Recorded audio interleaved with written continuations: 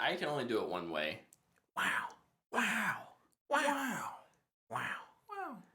Wow. Now that we've scared everyone away. What's up, fanboys and fangirls? Welcome back to another live show of What the Fanboy. It's What the Fanboy podcast. It's us. We're here. I don't know. I'm like strangely unexcited for this episode. Strangely. But we'll talk about why later. First, let me introduce us. I'm Brett. To my left is Tyler. I'm Tyler. To my left is Luke. Look at that kid. Look at that kid in the orange. What's up? Rocking my O's gear because the O's beat the piss out of the Royals today, if anybody is curious. Woo! Go Royals! You're so on top of things like that. Yeah. Yeah, I kind of have to be. No, I have MLB TV this year, so I'm actually able to, when I'm at, if they play while I'm at work, I can listen to the game because you get the radio aspect too, so it's been really cool. Nice. Yeah. Yeah, I just get lucky in that it's like, oh, it's a Monday. Like, I don't think about it being a podcast day, but it's like, I've got a What the Fanboy shirt. I guess it's related. It'll work. I don't wear it intentionally. It just happened to be on the chair. Dude, when I was recording my other show, I wore a Ninja Turtle shirt. Oh, and I was like, I wear sports shirts to this show, and I wear, pop culture shirts to cross-programming. Yeah. Synergy. I try to compare, give superhero characters their Big 12 counterparts. You should just get a shirt for this podcast that says, watch my sports podcast. and then on the other one, watch my other podcast. Watch my nerd podcast. Like, whatthefanboy.com and that would be cool. Take over pods. I love it. Cool. I'll wear the Takeover Pod shirt. That's awesome. I'll get some watch our nerd podcast shirts made just for. There we go. But just text Times New Roman. Yeah, nothing fancy. White shirt with black text. Nothing crazy. Nothing crazy. Or you could do a black shirt with white text because dark mode. Whoa. You don't want to hurt people's eyes. Yeah. I always appreciate that. I have all my stuff on dark mode. I don't. And then I open our website because I actually optimized it not for light mode, and it burns my eyes. You can use dark mode with it, but it'd be like that sometimes. Sometimes. Okay, let's talk about what we did this week. Tyler, why don't you go first? Woo! I played Halo for starters. Heck yeah, season 2 of Halo Infinite dropped. Season 2 launched. I only bring this up this week because I wanted to talk about Last Spartan Standing. Yeah, new game mode. Kind of a little bit about that mode. I actually really like it. I kind of like the bones of it, and I think it will be a really good mode. Soon. Yeah. I think there's some tuning they'll do to it that will make it way more enjoyable. Yep. But overall, tons of fun. Really digging it. I think the Season 2 Battle Pass is a lot better. Mm-hmm. Especially the free offerings. Yes. The free offerings are pretty good. A lot more color in this Battle Pass for your guns and your suits or your armors. And your armors. So all in all, pretty pleased. I like King of the Hill. I've been talking about that since they announced it. I freaking love that mode. I think it shows when we play it. I dominate people in King of the Hill. And good changes to it from previous Halos. Yes. In terms of it being a little more round, but it's not like the game totally resets on each score, but it's first the 3 captures, you have to hold the hill for a certain amount of time. Right. It's a little more back and forth. I think previous King of the Hill game types in Halo could get a little lopsided really, really fast. Yeah. And obviously that can still happen if you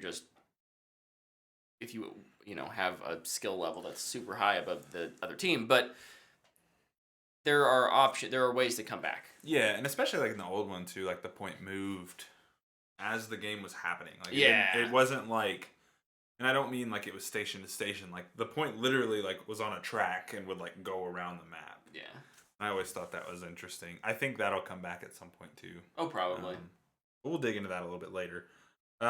I had tried to finish Moon Knight prior to this episode. Oh, man, guys.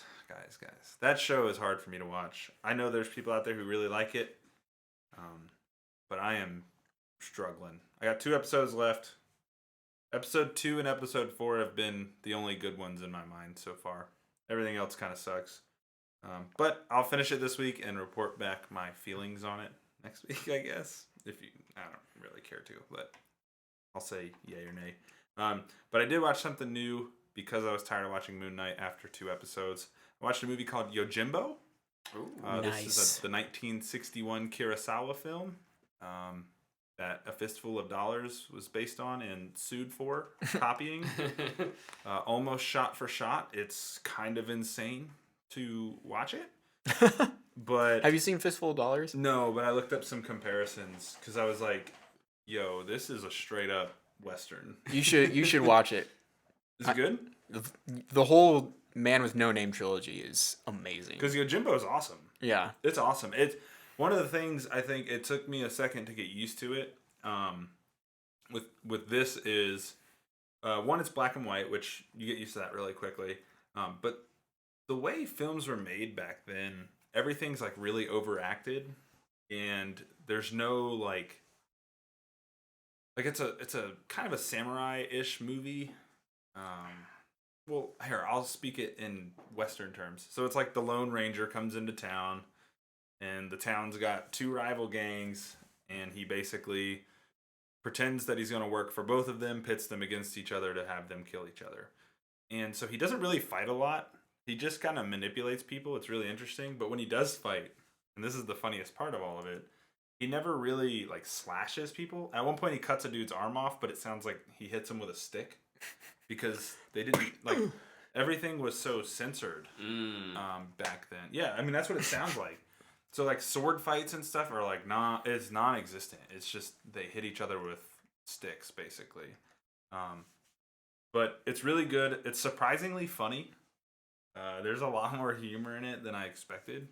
I think my favorite line from the movie comes towards the end. Yojimbo or Sanjuro is kind of walking through the town, and this kid from one of the gangs comes out and attacks him, and he disarms him really quick, and then the kid starts crying and says, "Mommy!" And Sanjuro's like, "Kids shouldn't play with swords." And he just like lets him walk away, but it's just so funny kind of the way he says it. I give it a fanboy worthy. If you like Westerns and you kind of want to know where those come from, the Kurosawa movies are all on HBO Max. Nice. Just a heads up, if you are wanting to watch the most famous one, Seventh Samurai, right? The Seven Samurai? Seven Samurai? Seven Samurais. I don't know. 7 Samurai. Sorry. It's 3 hours and 40 minutes long. Brilliant. So on HBO Max at least, it says it's shorter than that, but it's definitely not. Because I was gonna watch that one, and it was 3:27. Sorry. So and you're like, and you thought it's yourself, 9 o'clock. When do I need to go to bed? Yeah. Well, I watched it in the morning, but I watched it before I went to Doctor Strange. Which is the other thing I did. I watched Doctor Strange. Played more Deathloop. The game's really good. Oh yeah. Made it to the end of the second loop. It's a pretty hard game actually. Yeah. Part of the game is dying, hence death in the loop. You have to die to kind of progress the story at times. Mm-hmm. But you also need to survive to unlock all of the leads so that you can solve the mystery. Really good game. I'm having a ton of fun with it. Can't wait to finish it and find out kind of what's going on. Because some of the reveals in it are pretty hefty. You're kind of like, wait, what? But I'm really enjoying it. I'd like to see this become a movie or show, preferably a show at some point, because I think the actor who mocapped Colt could probably just play his character. It's just him. So I'd be on board with that. But yeah, that's pretty much it. Just kind of living the dream, watching stuff. Awesome. And celebrated Mother's Day absolutely. with my wife, of course. Happy Mother's Day to all you mothers out there. Oh, yeah. Right. That's right. We all have mothers. I've got a pretty fantastic mother, if I don't say so myself. I tend to agree. She's made, like... Dude, she got us cookies cupcakes. and cupcakes and a cake, like 2 years ago? Yeah. 3 years ago? How long was that? For 100? Yeah. It's been a while, yeah. Oh my gosh, when was that? What are we on? 249. Next week's 250. Are we doing anything for like the halfway to 300? We're getting together and hanging out and recording a podcast. Ooh. What comes out this week? Is there a new movie this week? I feel like everything is staying away of Doctor Strange for a week, but there's probably something. Yeah, Luke, what did you do this week? What did I do this week? First thing that I did was I replayed the campaign for Star Wars Jedi Fallen Order. The entire thing. Yes, I did the entire thing. Good lord. It's not as impressive as it sounds. Like, I didn't do any exploring at all, really, because I was in New Game Plus. I have almost everything unlocked. Just like, I played through the campaign until I pretty much had everything unlocked, and then I just went into all the compartments where you get like extra stim packs to heal. Yeah. And then I kept going. Nice. Plus, I wasn't on a super hard difficulty. I just wanted to enjoy the story. But I like that game a lot, even though the combat does get kind of frustrating. But the story is so good, and the characters that they created are awesome. And I really hope that Cal shows up in Obi-Wan Kenobi. Or at least that they reference it, which I know is kind of a rumor that's going around. Fingers crossed. Who knows? I also finished 2 shows. One was Winning Time on HBO Max. Winning Time, The Rise of the Lakers Dynasty. This first season was incredible. It's definitely one of my favorite shows. It's like teetering for number 1 with Severance right now. Nice. It's I don't know. I guess it'll just be which one lasts with me longer, but they're both so good. The performances are amazing, and I feel like this is one of the few times where there's just an absolutely stacked cast that just all works. Mm-hmm. Like there's like so many small roles, and they're played by these giant actors, and they kept popping up.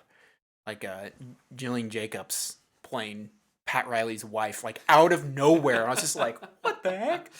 Like this was a headliner in an NBC show for a bit, and that show was awesome. I think my only con is they just really overdo the sex and the nudity in it, which is really frustrating since it doesn't add a ton.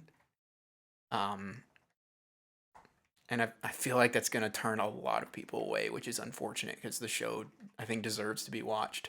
I think for me, and I'm glad you say that, because for me, like when I watch something, if that's not something I know going in, it does really like take me out of things. It's like important to the story though, because if you know like Magic Johnson's history. Yeah. Right. So it's important, and I know they're trying to like really sell the LA lifestyle that kind of really started popping up during this time, and the Lakers are kind of a reason for that. Yeah. But man, it's so good, and I really encourage people to watch it. Maybe that's what I'll watch next after I finish Moon Knight.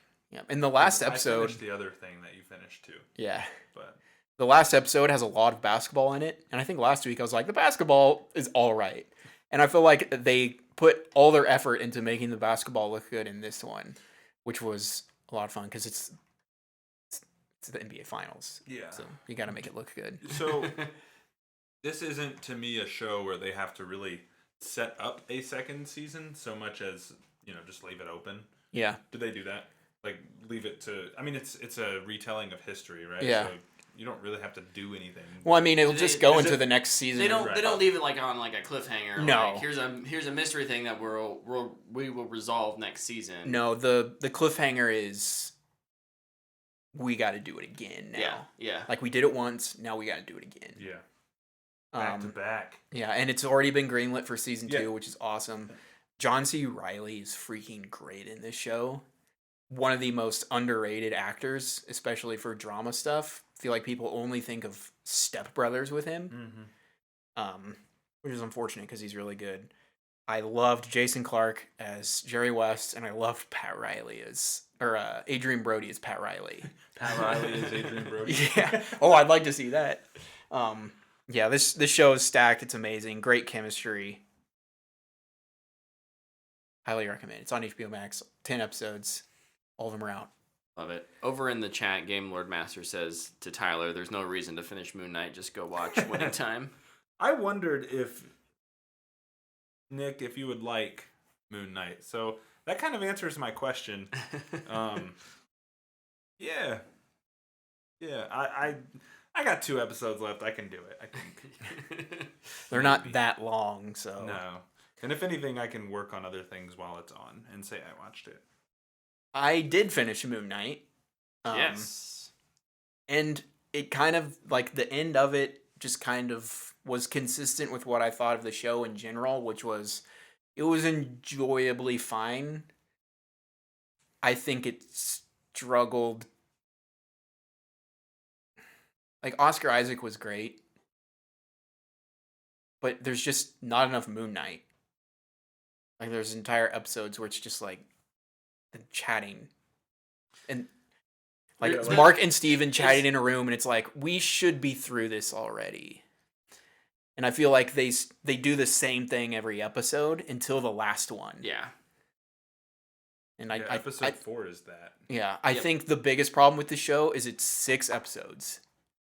It's a really short season. The episodes are really short, and they try and do so much. And I feel like they kind of accomplished it. At the same time, though, like we talk about, like how there's episode 3, 4, and 5 kind of do the same things. Like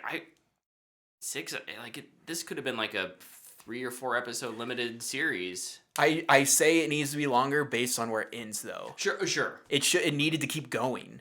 Sure. I think the last episode is the best episode, mainly because there's a lot of cool stuff in it. Like, if you don't want to know anything, mute me for 10 seconds. Or plug your ears. I don't care. There's a kaiju fight. And I thought it was cool. I like that. Yeah, it's Was it as good as Doom Patrol kaiju fight? It's definitely the most action-packed episode. They're so different. Finally an action-packed episode.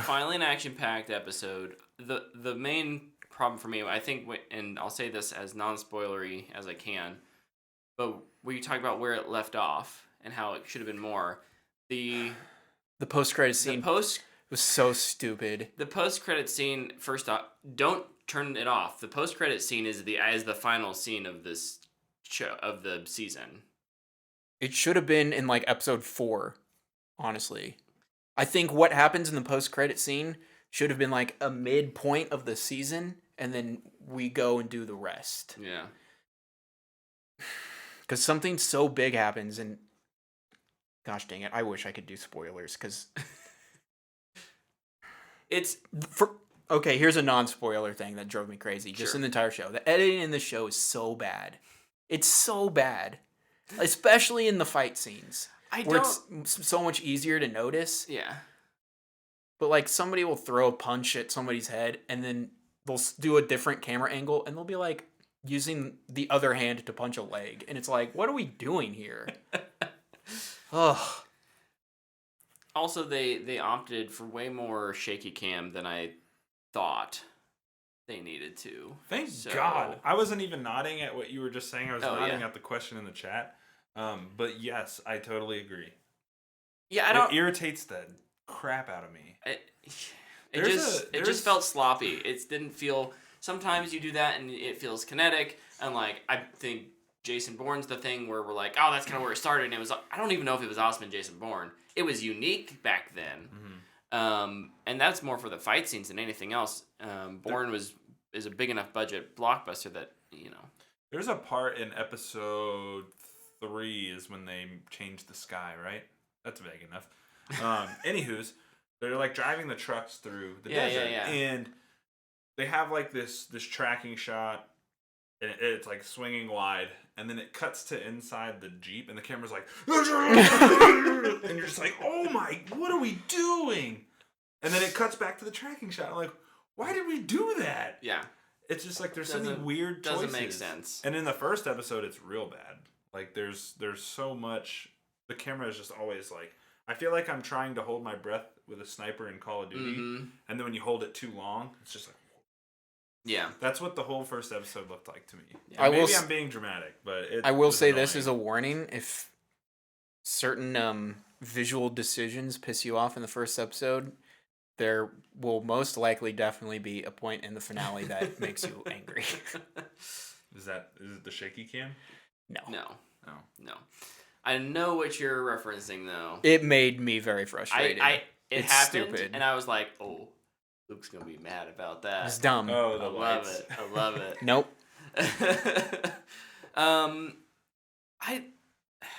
There is also this like something that it's a trope in superhero and just hero-esque things in general that pisses me off so much.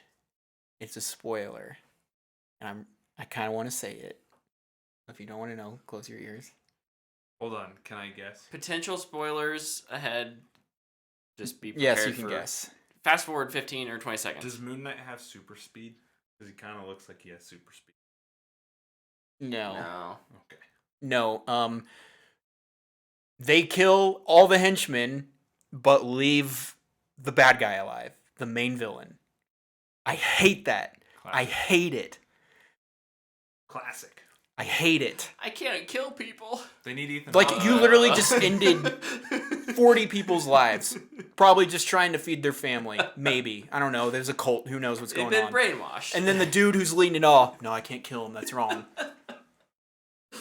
What?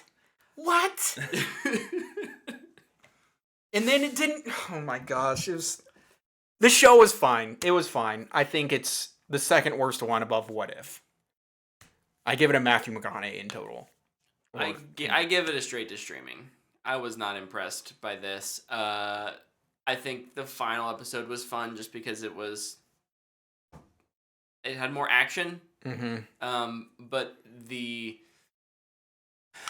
narrative threads and teases the things that they teased throughout the show, I don't think it resolved well, or if at all, in a satisfying way.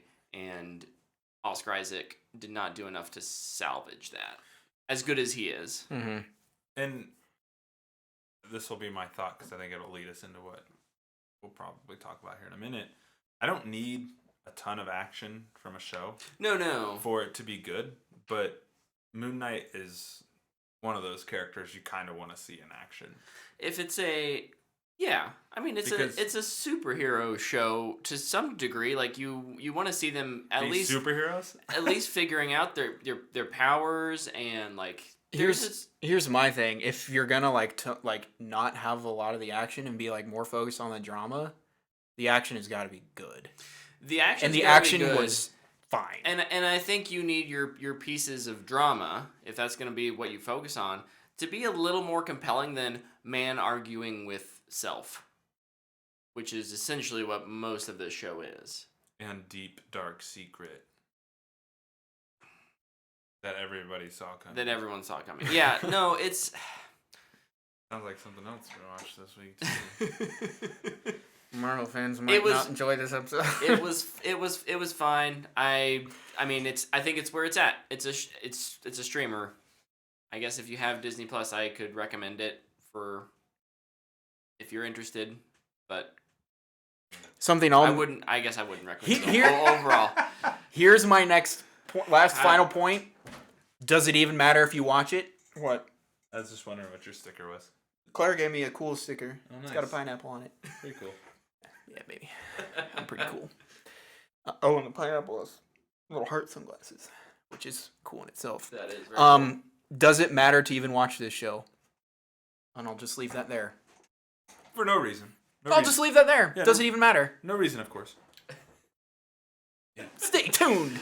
Oh, Luke, you finished another show this week. Yeah, I did, and so did you, and so did you. We all finished this show, so yes. I actually beat Brett to finishing. You did. Look at you. That's what I'm talking about, baby. I'm not. Okay, I'll pound it. Eventually, Brett's gonna beat you in a single-player video game. Yeah. Yeah. So we all watched Outer Range. We've been watching this for. It's been out for what? 4 weeks. The best part about this is we didn't really talk about it before it came out. We just kind of all watched it. Yeah. And please don't sleep on this show. No, please don't. Please watch it. It's what I have written down. Unique and refreshing. Yes. Which I think one of you mentioned when we talked about it the first time we first watched it. Yeah. There's nothing like it.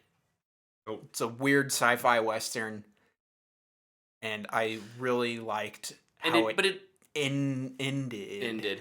What I appreciate about it is it's not so weird that like my in-laws couldn't watch it, right? Yeah. Like my in-law, like we were over at their house and they're like, "Oh, you watch any new shows?" I'm like, "There's one that you would love because I know you like Yellowstone and some of those." I was like, telling my parents about stuff. it too. Yeah, And I was like, Outer Range, and they're like, "Oh yeah, we're like 4 episodes in." I'm like, "Oh, dude, that's awesome." What? The like, irony in that is this weekend, my father-in-law came over, and I was like, "Dude, you should watch this show, Outer Range." And he was like, "What is it?" And I told him, he's like, "Yeah, that actually sounds pretty good." And I was like, "Yeah." Premise of show: rancher finds hole in ground.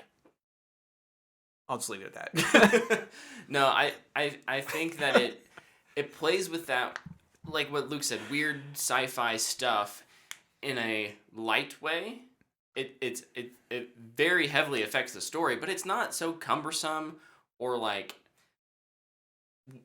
out there that you have to have like a wiki to understand it. Yeah. Mm-hmm. I think I also really appreciate how like there is that wacky, like sci-fi thing going on, but there's also like this real like family thing, right? Like, Yeah. I think of like the bull riding competition, and like there's these like losing the ranch is a thing in like in any western. Yep. There's just like really like family oriented and small town drama, Mhm. as well as like this big sci-fi element, and it's married so incredibly well. Yeah, I love the writer for this show.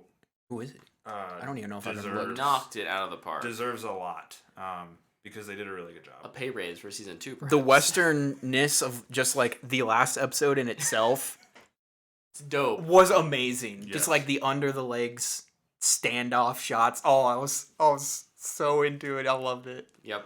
Brian Watkins is the creator. Has he done anything else? I think I'll watch it if he's done more. No, this is the first thing he's ever written. Look at him go. Well, it's the first thing that he's ever written that's been published. Correct. Correct. And he did a heck of a job. And I did read an interview from him because he's being asked about a season 2, for sure. and he's like, "I'm not talking about it because it's not been greenlit." He's like, "There's no reason for me to talk about it." He was like, "We just wanted to leave it in a place where if this was it, this was it. Yeah. And if we get more, great. We have stuff ready." And I thought that was really cool. Bro, but I need a season 2. I need a season 2 as well, because I want more of these performances. Mm-hmm. Josh Brolin, especially like, I said, I mean, he's a freaking rock star in this. He's so good. And I've not watched a ton of I'm gonna butcher her name, Imogen Poots, but she's incredible in this as well, especially down the stretch. she kind of starts to. She gets a little She You're The losing performance a gets little better bit. because of the story demands story, it. Demands her to change a little bit, and and I think all of the performances are so good and compelling. But I mean, the scene that really sticks with me is and I won't. I'm not gonna spoil anything because I'm not gonna provide any context. But when Royal talks to Rhett in the finale, Yes. and it's like, yep, man, that's it. Like that's it. That scene, I think, will be stuck in my head forever. Mm-hmm. Yep. It's just so good. It's so good, so good, and all of the characters are interesting to me. yeah, Like even like Rhett's arc throughout the whole show is super simple. Should I stay or should I go? Right, but it's so good. Like it's just so well written that you kind of start to really feel for that character. Like it's just everything about it, man. It's such a good show. I love how all of the family.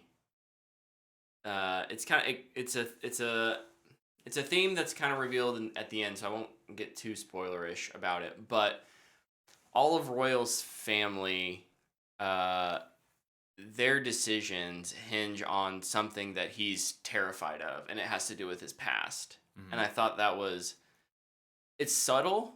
There's one that's not subtle, but Yeet.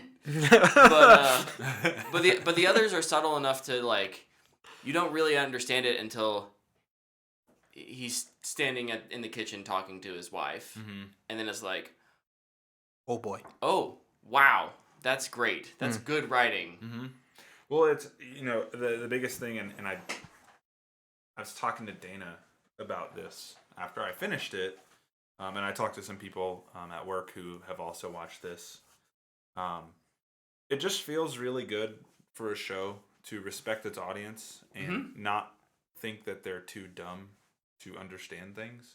Yeah. Because this show it could be confusing. It could be, but it's written well enough that it's not. And the fact that it just takes its time. Yeah, like we've not had many slow burn things in a long time, and this is, I'd call it a slow burn, but the slow burn is great. Oh, like we were just talking about with Moon Knight, like you don't need action in every episode. No. But if you make your drama compelling, it works. Yeah. This drama is incredibly compelling. Yep. Lepke says Brolin is such a good cowboy. He is. I agree. 100%. And they all fit their roles so well. Yeah. And there's what I love is even at the end of the season, you're like, there's characters that you don't know how they're. What happened? Where they are? I'm thinking of the neighbor family. The Tillersons. The Tillersons are kind of like, but like they're definitely involved, and their stories are really interesting, and it makes me like, well, I don't just want a season 2 for the Abbotts. No, yeah. Like, yeah, I would agree. There's this bigger thing that's going on. 2 other families that I'm intrigued about. Yeah. I'd say. Yep. The sheriff? Yeah, what was going on with that? What? I do like, one of the coolest things about the Tillersons is the first time we meet them and where that character ends up they're just on the complete opposite end of the spectrum. Yep. And it's just so freaking cool. Also, Billy has like the craziest timeline throughout this show. But the actor, what's his name? I think his name's Noah. Kudos to him. He was really good. Everybody in this is really good. He's got good chords too. He can sing. He can sing. Noah Reed of those kissing scenes are kind of fun, right? Of Schitt's Creek fame. Dude, the kissing scenes in this were maybe a little intense. Very intense. But it's like, wow, they're going for it. Wow, they're zooming in. It's really interesting. It's really interesting. Something that I wasn't sure, right? I finished the show shortly before this show started, so it's still very fresh in my mind. And I haven't had a lot of time to process it. But one of the things I thought was, I'm amazed at how much mystery is still left. Yes. Especially after your comment of like, we're not really talking about season 2 yet. Yeah. I was kind of surprised they didn't tie a few more things up.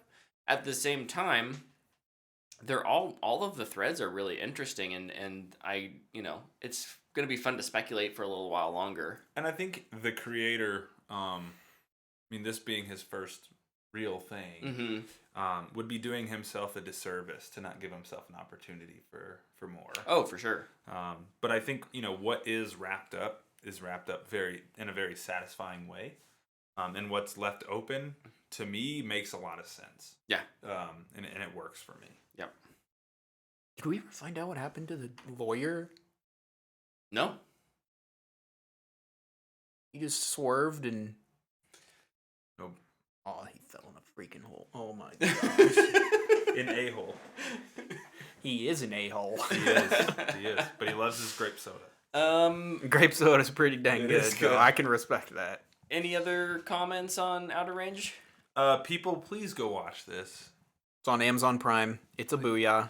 Yeah, it is a booyah. At least for me. Please go watch this. I mostly be for my selfish joy or selfish reasoning of wanting a season 2. Please go. Yeah, we need everyone to even if. But you're also not because watch, it's really really good. But yeah, actually watch it. Agreed. I think it's a booyah. This is the adult version of Stranger Things. It's A little, yeah. Yeah, I guess kind of sort of. It's not as like weird and goofy. And but it's not nostalgia based. Not nostalgia. No, and it's not nostalgia based, right? But I mean, I guess if you're into westerns, yeah, it's a western show. Could kind of feel nostalgia-esque. But yeah, no, it's great. I love it. Rolling in a cowboy hat. He nails it. Good times. Luke, did you have anything else you did this week that you want to mention? I restarted playing Mass Effect. It's on EA Play through Game Pass. Nice. And I wasn't sure what to do yesterday, and I was like, I really want to just play a game with a world, and I was like, freaking Mass Effect is available. So I started that again, and I may be already addicted again to it, which probably isn't good, but I'm really excited to go through that again. Cool. Love it. The only other thing I did this week was watch Halo Episode 7.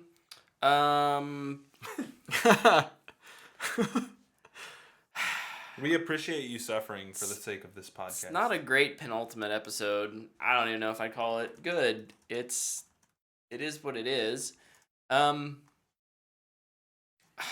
It's just becoming more and more clear what they're doing with the show, and while certain storylines I think are fascinating, especially what they're doing with Quan is not.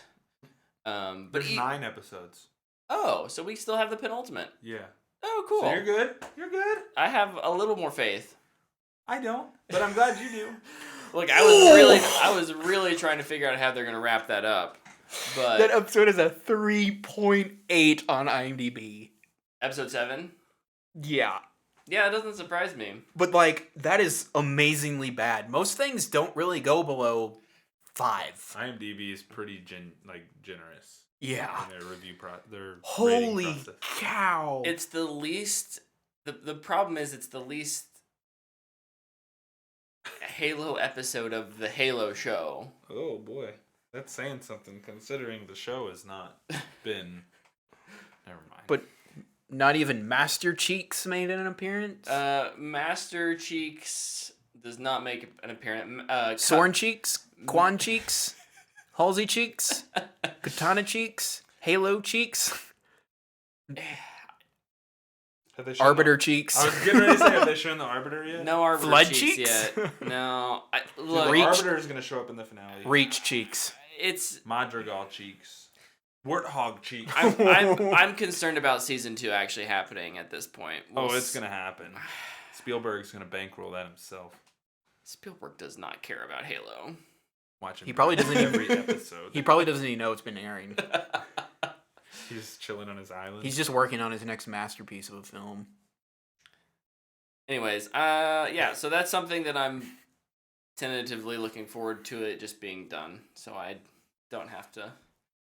He's working on Ready Player 2. I enjoy Halo. Halo the game much more than Halo the show, apparently. But, alright, let's move on to trailer reactions.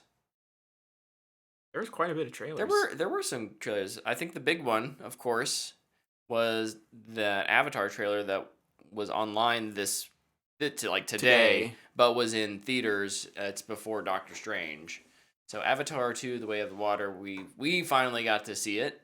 You know, we were talking about it last week a little bit, being revealed at CinemaCon. That's the other thing I did. I watched Avatar this weekend because of this trailer.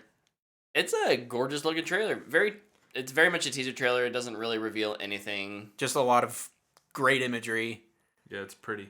It's very pretty. I am so hyped, and I hope they don't have another trailer. I'm really okay, Luke. Good luck with that. I'm really looking forward to this. That being said, I'm not a huge Avatar fan, so that's why we'll get another trailer. Because most people are like, "It was really pretty, but the movie's mid," and I'm over here like, "The movie's great." Yeah, I've never really been hugely in love with that movie. But I am excited for this because I think this looks technically just insane. One of the things I was talking with a friend about. You have friends? I know, right? It's hard to believe. They're just internet friends, so they've not actually met me in person. Oh, so they could turn on you at any point. Anytime. Totally possible. He doesn't know that I'm actually one of them. One of the internet friends? Yeah. So what I was saying was that I think James Cameron, the director, is... Average height James Cameron. Above average height. Oh, darn it. I think he's a average storyteller, just to go off your average, but an excellent world builder.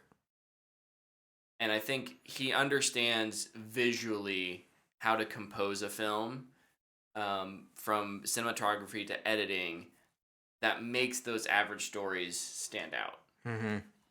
I don't know if I need more in terms of like another trailer to get me hyped for this, because I'm not necessarily there. I would love it if it was a great story. I'm just not, his track record, it's fine, like in terms of storytelling, but I love the worlds he builds. Terminator 2, bro. It's a fun universe. Aliens, right? bro. He can take those. Titanic is crap. I'll stand by that.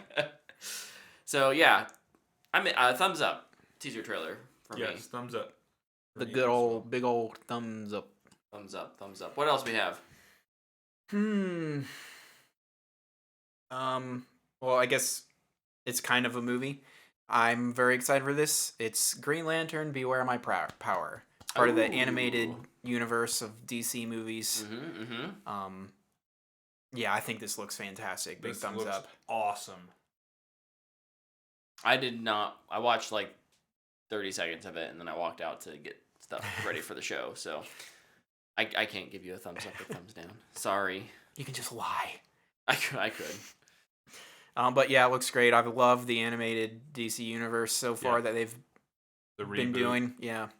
Not really a reboot. Continuation post big event. Yeah. The other big one that we got another Obi-Wan Kenobi trailer. That's right. Obi-Wan Kenobi. It was May the 4th last week, so unofficial Star Wars Day. Star Wars holiday. I'm pretty excited for this show. I'm also extremely nervous. I'm excited after watching episode 3 this weekend. Oh yeah. Thumbs up for me. Oh. Star Wars. I thought that was back on Moon Knight. I was like, what about episode 3 of Moon Knight made you excited for Obi-Wan? Sand. Oh. You had to quickly think of something. That was impressive. No. Star Wars episode 3. Yeah. I watched that this weekend. It was the end of that movie. I like episode 3. Me too, yeah. It's a good one. Yeah. But the end of that movie especially is just like quick stab to the chest. Yep. You're not wrong. And now I have to deal with a little bit more of that with Obi-Wan, and it's going to make me sad. The opening of Revenge of the Sith, I think, is like one of the best single scenes in Star Wars when they're just flying through the battle. Oh, so good. It's a great oneer. Yeah. Yeah. Thumbs up for this trailer. Yeah, thumbs up. Thumbs up. Thumbs up. Plus, this is one of the reasons I played Fallen Order. Mm-hmm. I really needed some Star Wars in my life because it had been too long, and Boba Fett was cheeks. not good. Boba Fett cheeks? Was it Star Wars? Boba cheeks. Boba cheeks. It was for one episode. It was when it was The Mandalorian. You know what it was? It was Boba Fett in Spy Kids. On their little scooters. Yeah. We'll talk about that later too, probably. Another trailer. This one was a surprise. Cobra Kai. Yes! Ice! Freaking Brett's over there just napping on this show. For some reason, he hates good television. Single-player games, right? We wish. I might forgive him a little bit if he was over like, sorry guys, I'm not watching Cobra Kai because I'm playing Control. I'd be like, oh, that's okay. I karate chopped him in the ribs and said, Ice! Dude, I'm so ready for this. September 9th. It's earlier. It's moved up 3 months. Yeah, it's usually been at the New Year's Day. Yeah. I'm so excited for this. Hype. Man, and I'm excited for freaking Robbie to get the crap kicked out of him again, because that's always a joy to watch. Dude, I honestly kind of forgot that Miguel went to Mexico Yeah, for his dad, and I was like, oh my gosh, I forgot about that. And I love that. Who's the main guy? Cobra Kai guy. The coach, the trainer. Johnny, golly. That struggle is who real. Are you talking about?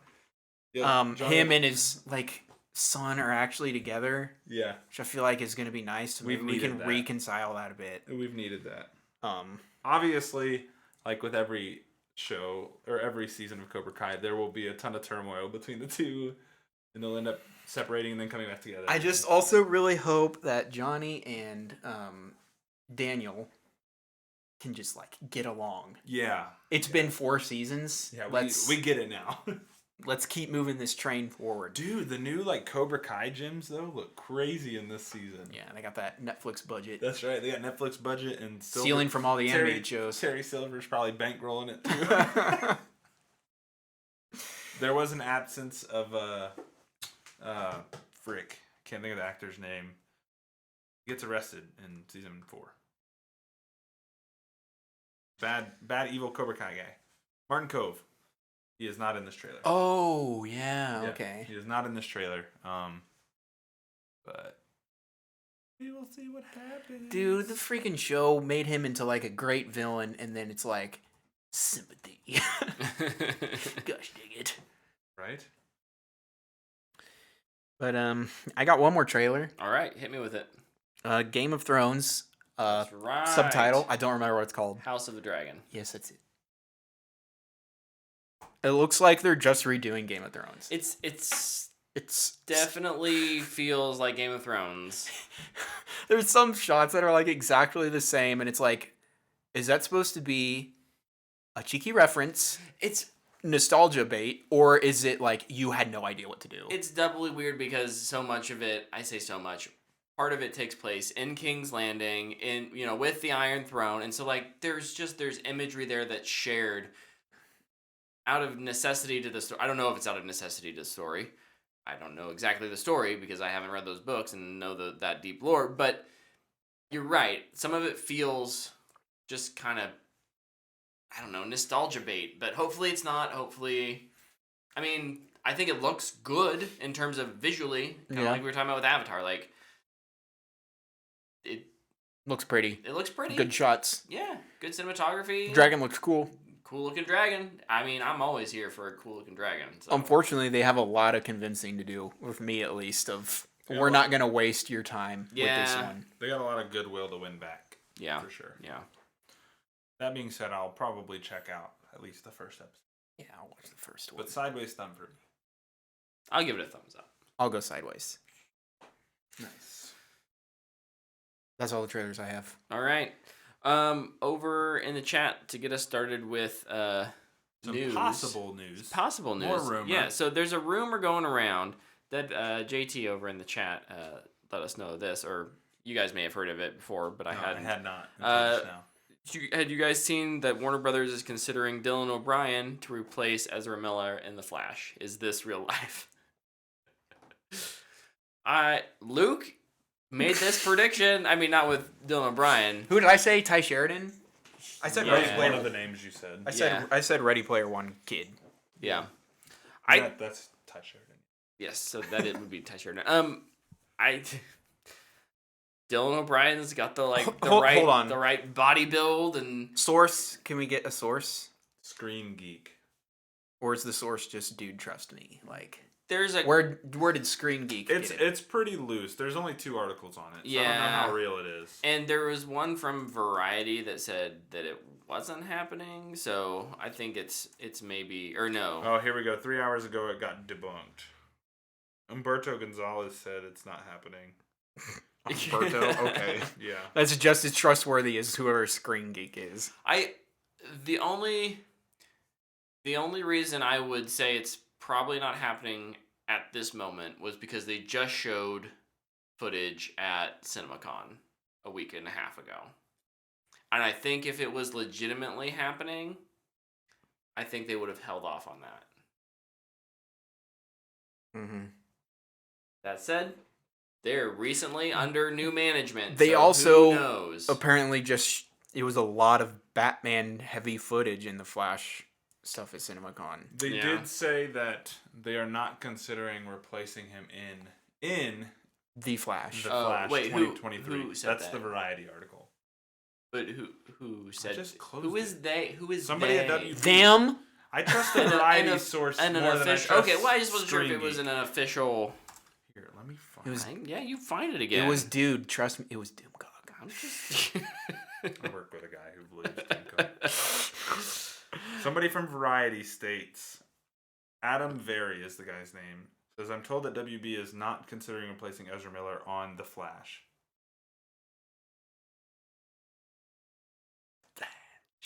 Well, so conflicting rumors is what I'm gonna say. Adam Listen. is a senior entertainment writer for Variety. So I probably wish they would. I hope they do, but they won't. That's where I'm at. I'd be fine with Dylan O'Brien. I don't see his name and go, yee. Mm-hmm. Yeah. I don't see his name and go, ooh, either, though. Mm-hmm. No. I'm just kind of like, yeah, whatever. That'd be fine. And like you said, I mean, he has the body type for it. Look, I had this conversation today with someone. I don't care what the actor looks like. Just capture the essence of the character, and I'll be fine with it. Be in a good movie. Yeah. If the movie's good, I don't care. So. Yep. All right. And Dylan O'Brien's only 30. You can do plenty of movies with him. Mm-hmm. If they go that route. Cool. He deserves a win after his broken back thing. Dude, he deserves a win after a lot of things. Yeah. Fair enough. Division 2.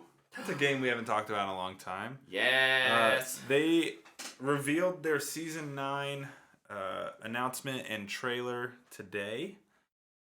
It's coming out May 12th, which is this Thursday. For the first time in over a year, there will be new content in the Division 2. What? Yeah. Whoa. It's pretty neat.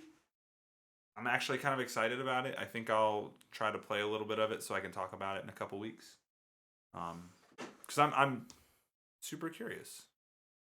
Just super curious. Yeah. I just want the Division topic on my For You page on Twitter to stop showing up.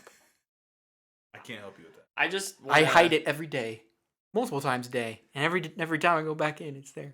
I want to go back in and start reworking on our Heartlands project. Dude, okay. So It's fun been too fact. long since we've touched that. Fun fact. Got too many projects. Yeah, They're adding narrative content to this as well.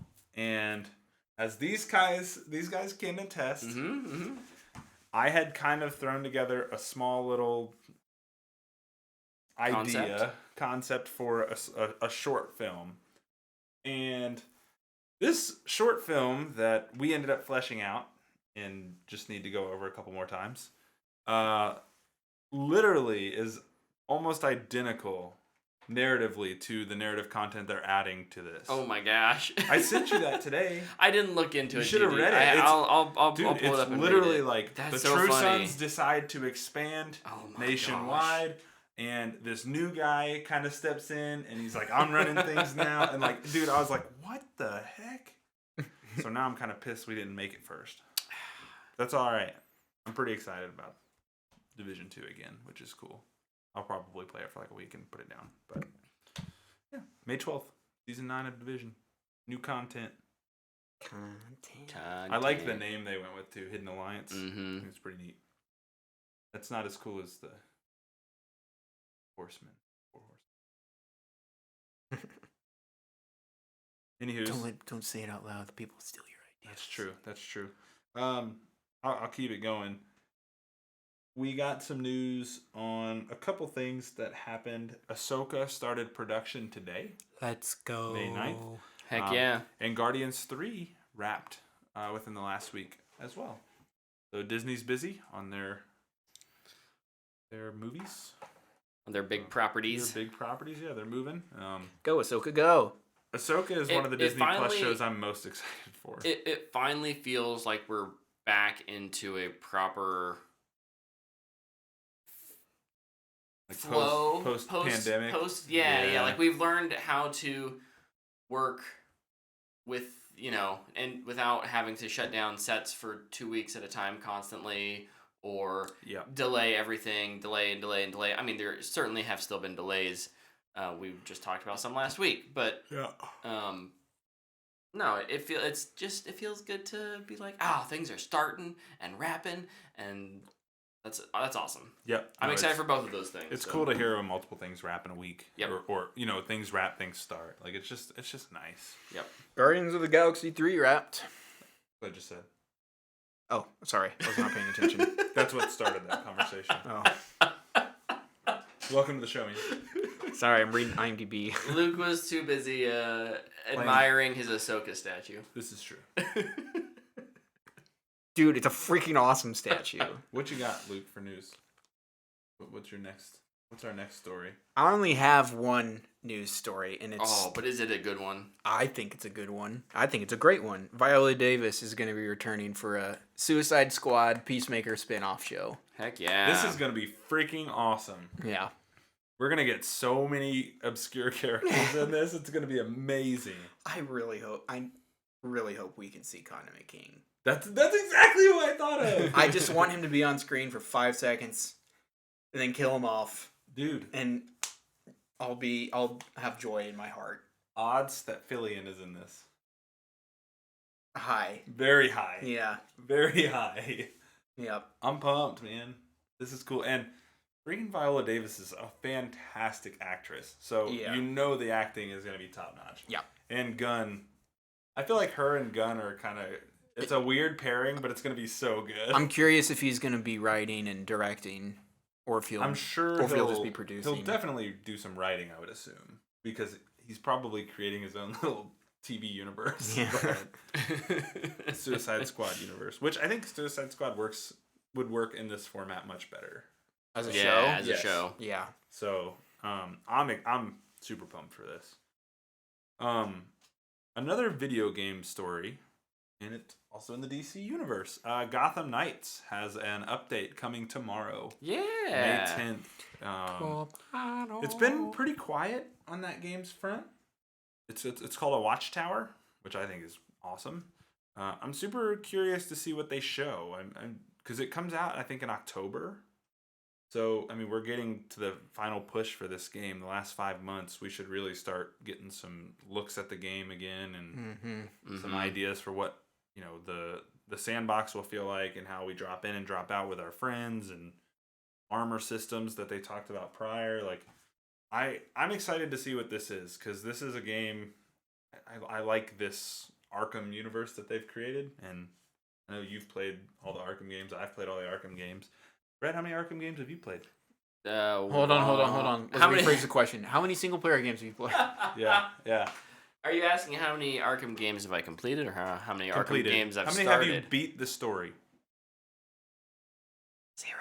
Oh my god. I know. Shame.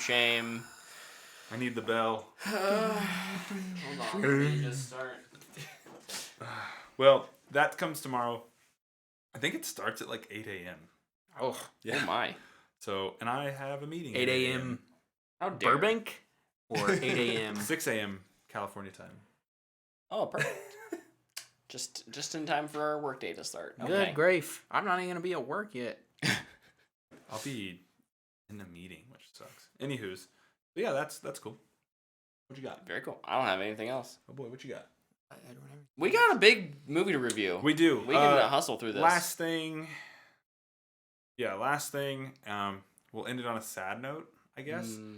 We lost a comic book legend. Yep. This past week, George Perez, who did probably, I don't know, I would say at least 90% of comic book fans have probably seen his work.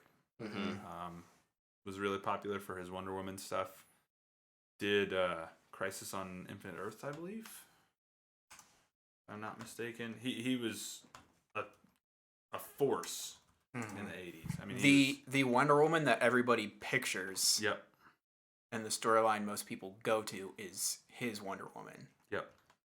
Yeah, he did Crisis on Infinite Earths. He drew the New Teen Titans. He drew the Avengers in the 70s. That was his first big thing.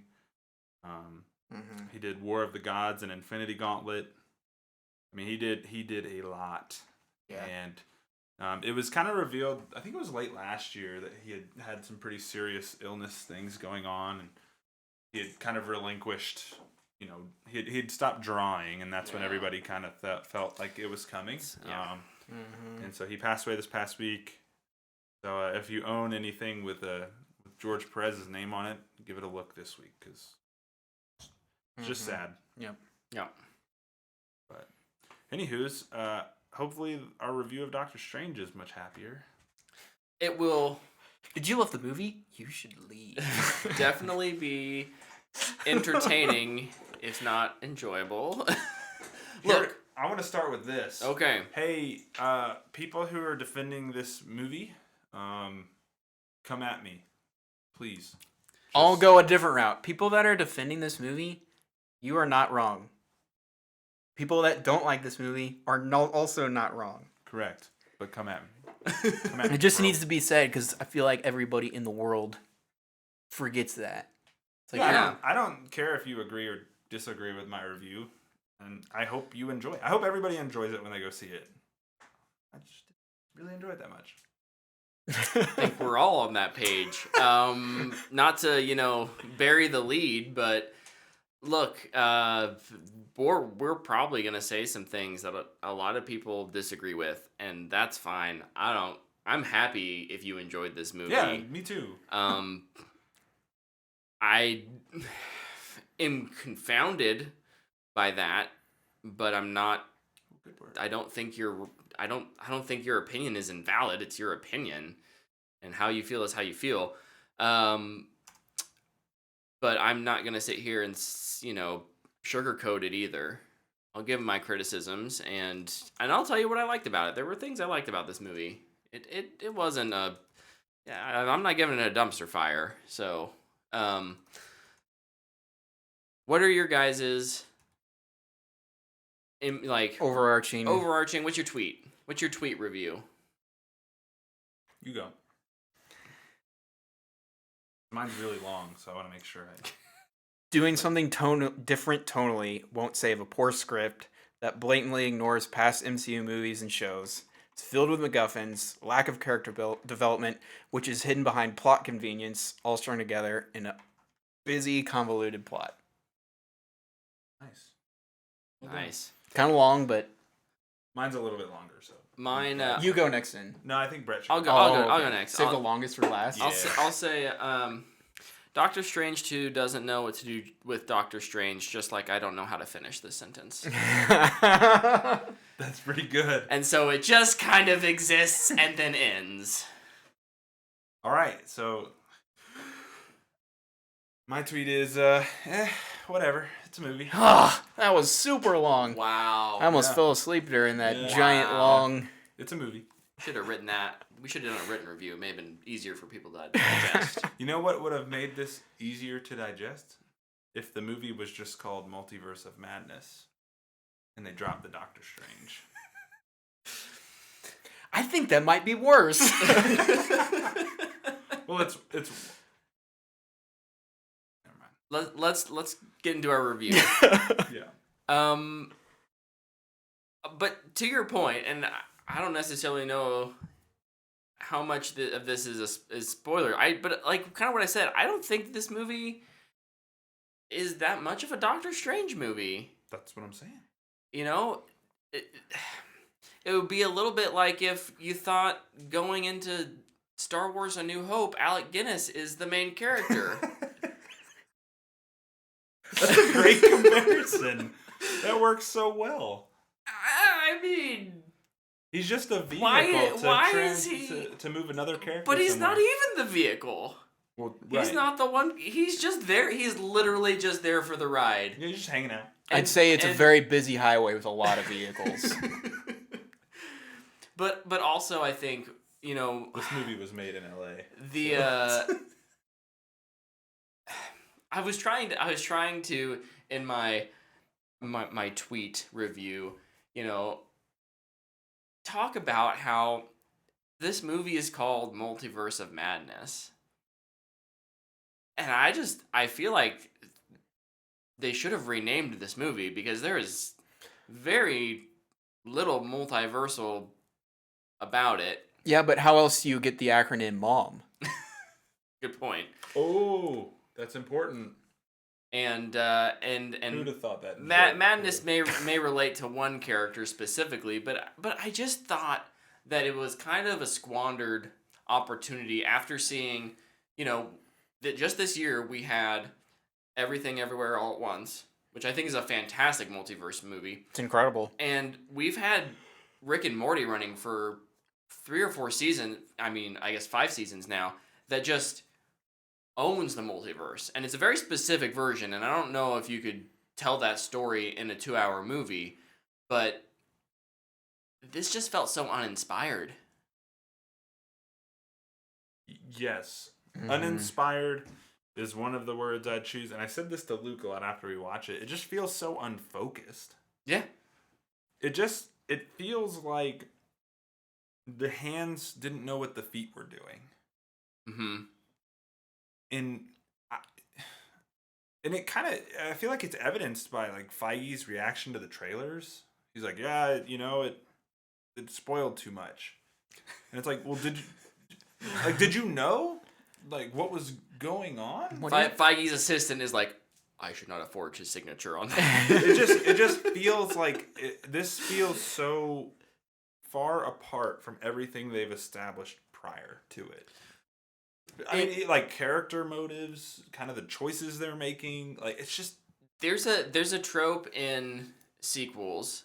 I'm trying to be vague about this because it's not specific to what I'm talking about. There's a trope in sequels where it's like, hey, at the end of the first movie, we figured out the relationship, but between movies 1 and 2, we have to kind of like invent.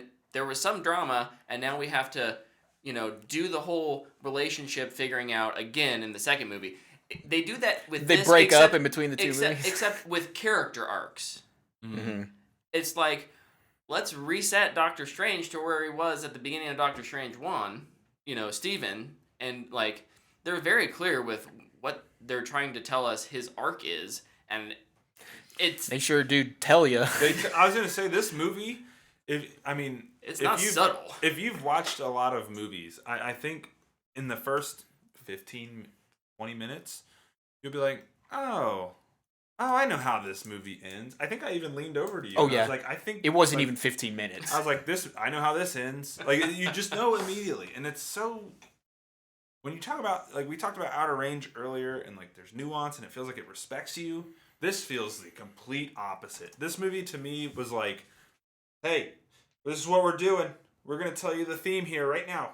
Pay attention right here. And we're going to say it 4 more times throughout the runtime because it's 2 hours and we got to get you one every quarter. And it's so frustrating to watch to me. It's a movie. I also think it has a bit of a pacing problem. The movie moves at 100 miles an hour. Yeah. And there's a lot happening, so it doesn't surprise me that it's trying to move quickly. But at the same time, there's no room to breathe. And I'm not saying this movie would have been better if it was longer. But it also doesn't feel like it gives any time for any characters to actually think about what they're doing or, ponder the consequences of their actions. Again, the movie is not concerned with character arcs. No.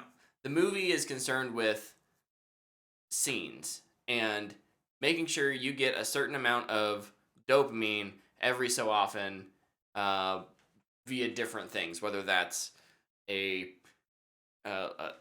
funny line here, or a cameo there, or a fight here, fight there. Yeah, I like what you said. Where the hands don't know what the feet is doing, and that's I just feel like it feels like a whole phase 4 problem, honestly. So I think, and speaking of phase 4, because I think I've kind of. I started to think back to the previous phases of Marvel, right? And I think of like really early on, what were they doing? Were they focused and moving towards a target? Or phase 1, introduce each character. Yeah. Phase 2 and 3 was all built up to with Infinity Stones. Mm-hmm. But this feels like they're, and this we'll talk a little bit about this later if we get into spoilers, but it feels to me like they're just taking ideas, vomiting them onto a screen, and saying, all right, let's go to Twitter. Okay, people like this. Oh, they like this actor for this character. Okay, yeah, let's throw that in there too. This and this. Okay, so moving forward, we're gonna put that in everything, and we'll just throw the rest of it out and pretend it didn't happen because it's the multiverse. And that's what this movie felt like to me. And when I originally walked out of it, I was like, it wasn't great, but it wasn't bad. And the more time I sit on it, the more I'm like, I just don't like this movie. Yeah. And I think that's why. Because it feels to me like now Twitter is influencing so much of what they're doing. We talk a lot about studio interference. And have we reached a new world? Well, that's almost what I'm wondering, if it's like, well, rather than studio interference, are we into like a fandom interference? I think so. You know where it all started, and I love the guy to death, and I think he does really good work. But this all started because of, in my mind, what I'm thinking of, Boss Logic. And when Disney went to him and they were like, put this actor in this character and see how people react to it. And that's when that all started. Because ever since then, it seems like there's a Boss Logic edit of some actor and as a character, and then 3, 4, 5 years later, lo and behold, here they come. Yeah. Strolling on out. And I think that's where it started. And it's gotten worse. Yeah. Could be. And yeah, and it's not just character, like characters and casting. It goes more than that into. Yeah, and that's where I think the big fan. But that for sure. Yeah. Let's talk about our positives real quick, because it would probably be very easy for us to sit here for another 20 minutes and just pile on. Dunk on it. Pile on, and we'll get back to some more criticisms. But I do want to be, what are some things you liked, even if it didn't make the movie great? I'll let you go, man. You haven't said much in a minute. I liked the horror vibes and the violence level. It was nice that it felt different like that, and I do give a lot of that credit to Sam Raimi. Yeah. Because it is a lot of his visual style. Oh yeah. I think it's just a shame that like the one time they do it finally since. When was the last time something felt different? I guess Gunn with Guardians of the Galaxy. Maybe Coogler with Black Panther. Shang-Chi. It still felt very similar to kind of everything else. It was just so much. It was set made. It was made so much better. Yeah. But it's just bogged down by a terrible script. So it like doesn't matter. Yeah. The other positive I have is I really liked the girl they cast as America Chavez. Yeah. Yes. I'm gonna try and say her name right. You can do it. Xochitl Gomez, I think is how you say it. I'm so sorry if that was wrong. I Googled it and I'm like, you have a phonetic spelling in your notes. Yeah, I wrote it down. I was like, it's like I trust Google, but I thought she's good. I think she's a good addition. I like her power set. Yeah. With how much I do enjoy her though, she's also like such a plot convenient character. Yeah. Especially for how her character develops, which is honestly, it's tiresome. Like at this point. Wait, you didn't know characters develop in a vacuum? Sorry. Yeah, I mean, for my number one pro I wrote down was America Chavez. I thought the actress who played her did a good job. I felt like this could have been her movie. Without Doctor Strange in it. But again, I feel like for every pro we have to say something negative.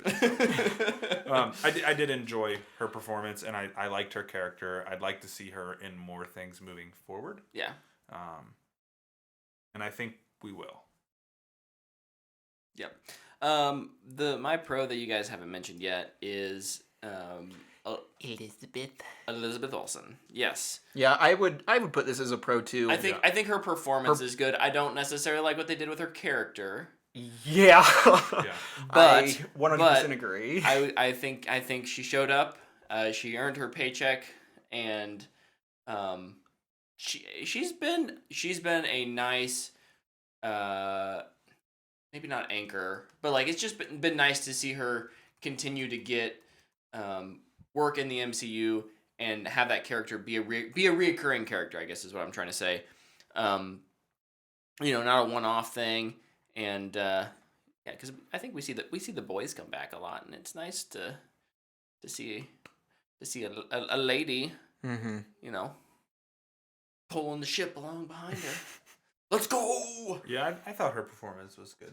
She knew what movie she was in. She had good range, and yeah, I think one of the articles I saw, an interview with her, was that she just kind of assumes every Marvel movie is going to be her last one. She doesn't get long extensions on her contract. She said she signs it per movie they come to her about. Yeah. So she doesn't know if she's ever going to play it again, and I think that's honestly a good motivation for like bringing your A game. Yeah. Yeah, you want that last performance of your character to be a good one. Yep. And so yeah, I agree. I think that's a good way to do it. It's kind of like in sports when a player's in a contract year, they have a really good year typically. So same kind of thing. Yep. Keep signing one movie deals, and you'll keep putting out your best performances. My other pro I wrote down, I did like some of the action in this movie. I thought some of it was cool, especially like I thought the opening scene was pretty neat. I know it's all a giant computer edited mishmash thing. Which one? When they're not the city, like the very opening. The very opening. Okay. The dream. Yeah. Okay. I thought that was pretty cool.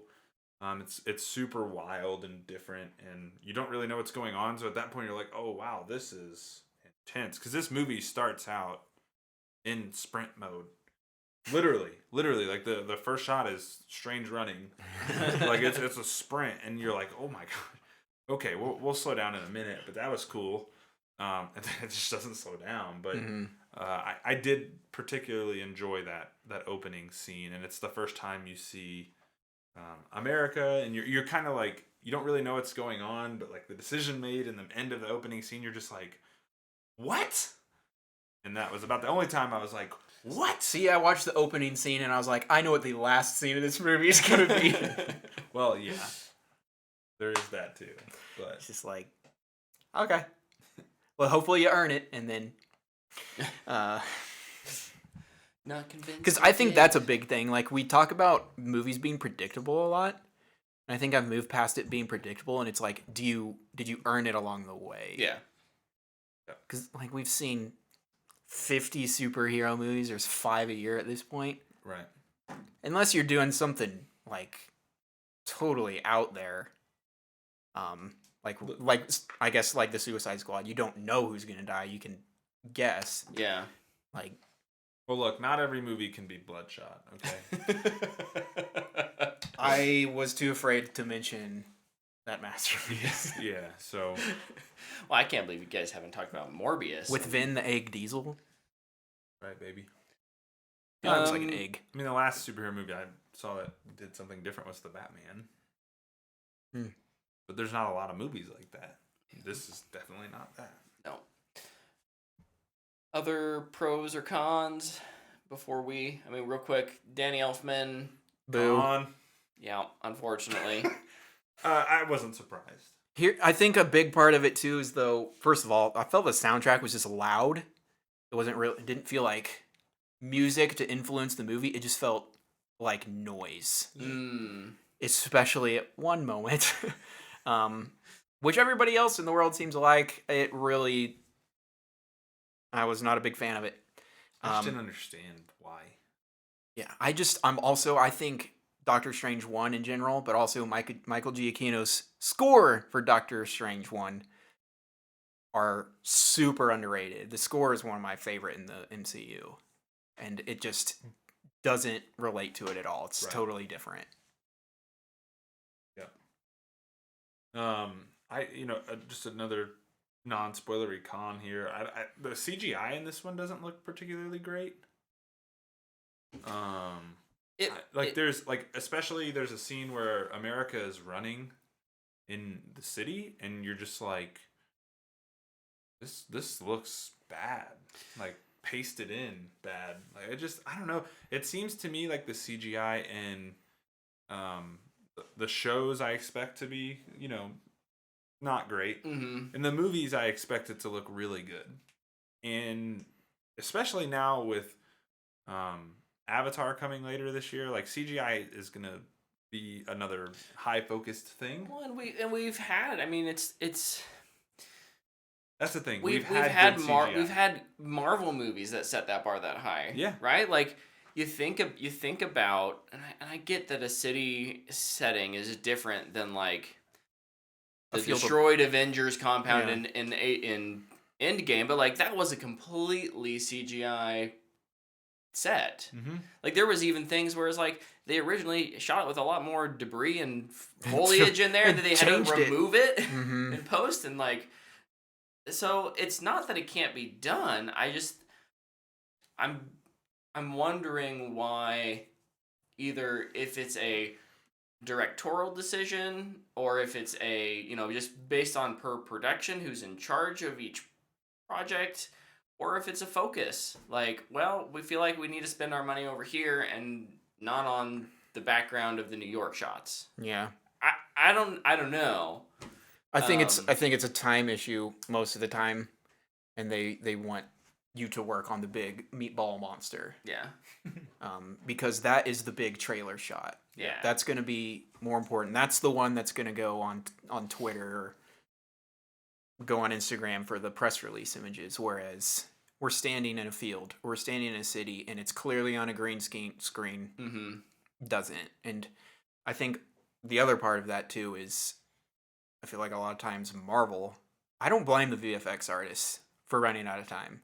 I blame Marvel for not giving them time. Yeah. I think a lot of times they're just like, all right, we're gonna film this on the green screen and we'll figure out where it is later.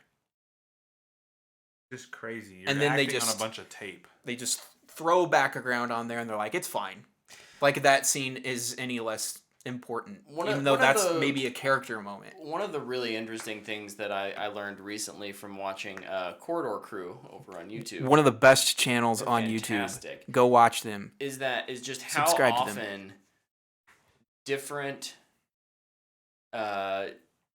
visual effects houses, how many different ones will work on a single shot, or maybe not a shot, but different scenes or different aspects. So like, the team that's working on, Earth 838 or whatever it is, because it has a very different look. It's probably a completely not a different team within the same VFX house. Like it's probably a completely different company, and they're all sharing resources and stuff like that, so that the giant eyeball monster is consistent. But like, that's hard work, and if you're Listen, I'm not jealous of their job. I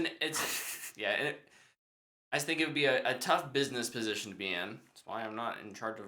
I don't run a business. To be like, okay, well, if that VFX house isn't cutting it, we need to find a different one. That can be hard right now.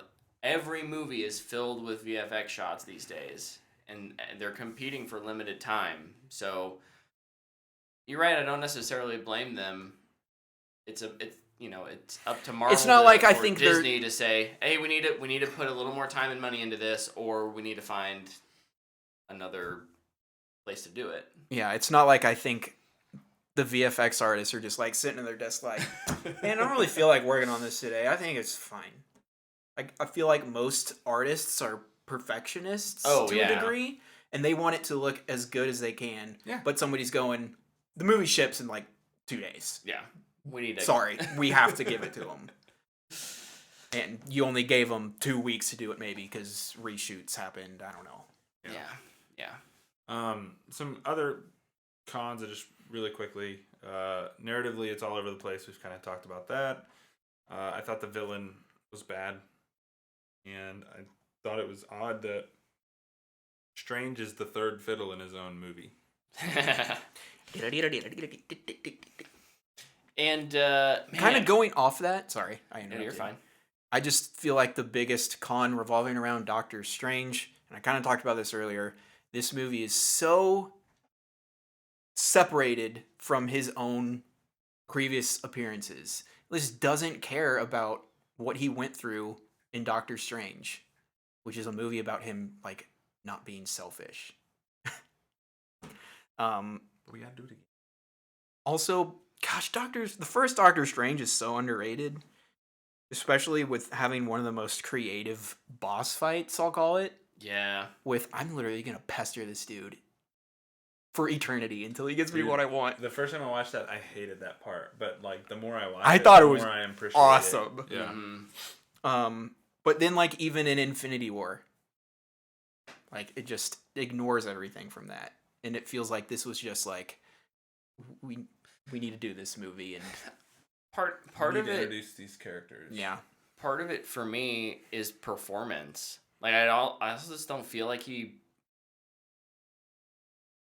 it's not his best piece of acting. And not that it would have to be his best, but it just, a lot of it doesn't feel like he is trying that hard. I don't know if that's reshoots or if that's, I mean, we remember that there were 6 weeks of reshoots in 2021 on this movie. So it's not necessarily his performance, but I got a question. What did you think about his wig? Or his just hair? I'm pretty sure it was a wig. Because it looked like they dipped his head in tar and just like stuck it there. Yeah. Like he looked like the creepy dude from it's like a Nickelodeon show where everything's plastic. You know what I'm talking about?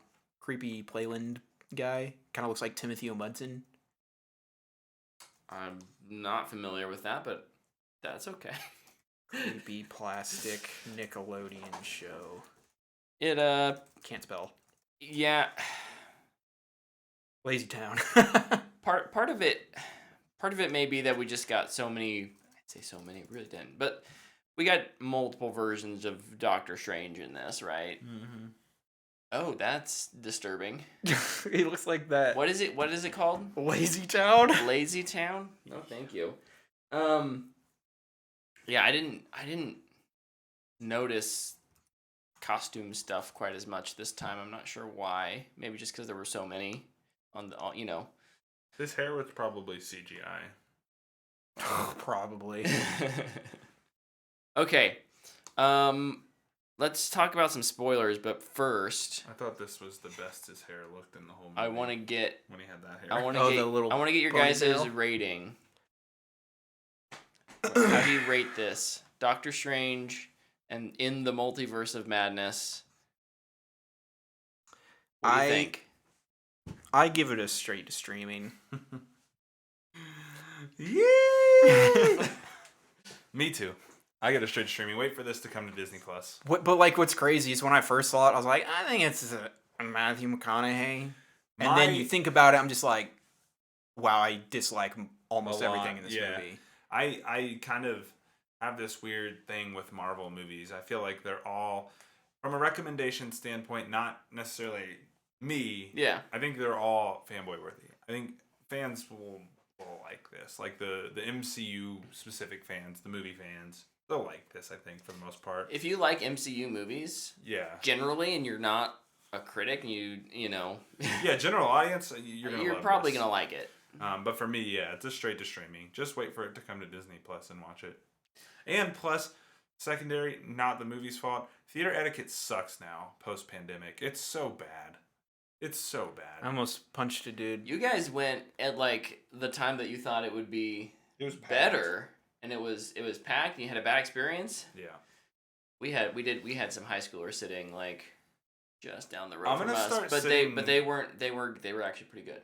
I'm considering starting to sit closer, like lower. Lower. I'm thinking about just buying the seats around me. I'm not doing that. Can we Just the one next to me and the one next to you. Can I'll we I'll bury us off. You There know, you go 3 ways into a theater, and we just own our own theater. Sounds expensive. We can compete with Regal. Sounds way more expensive than just buying one extra seat. Yeah, now we're talking crazy. Yeah, the dude sitting next to crazy, me, boy. the dude sitting next to me was just on his phone almost the entire time, and I'm super non-confrontational.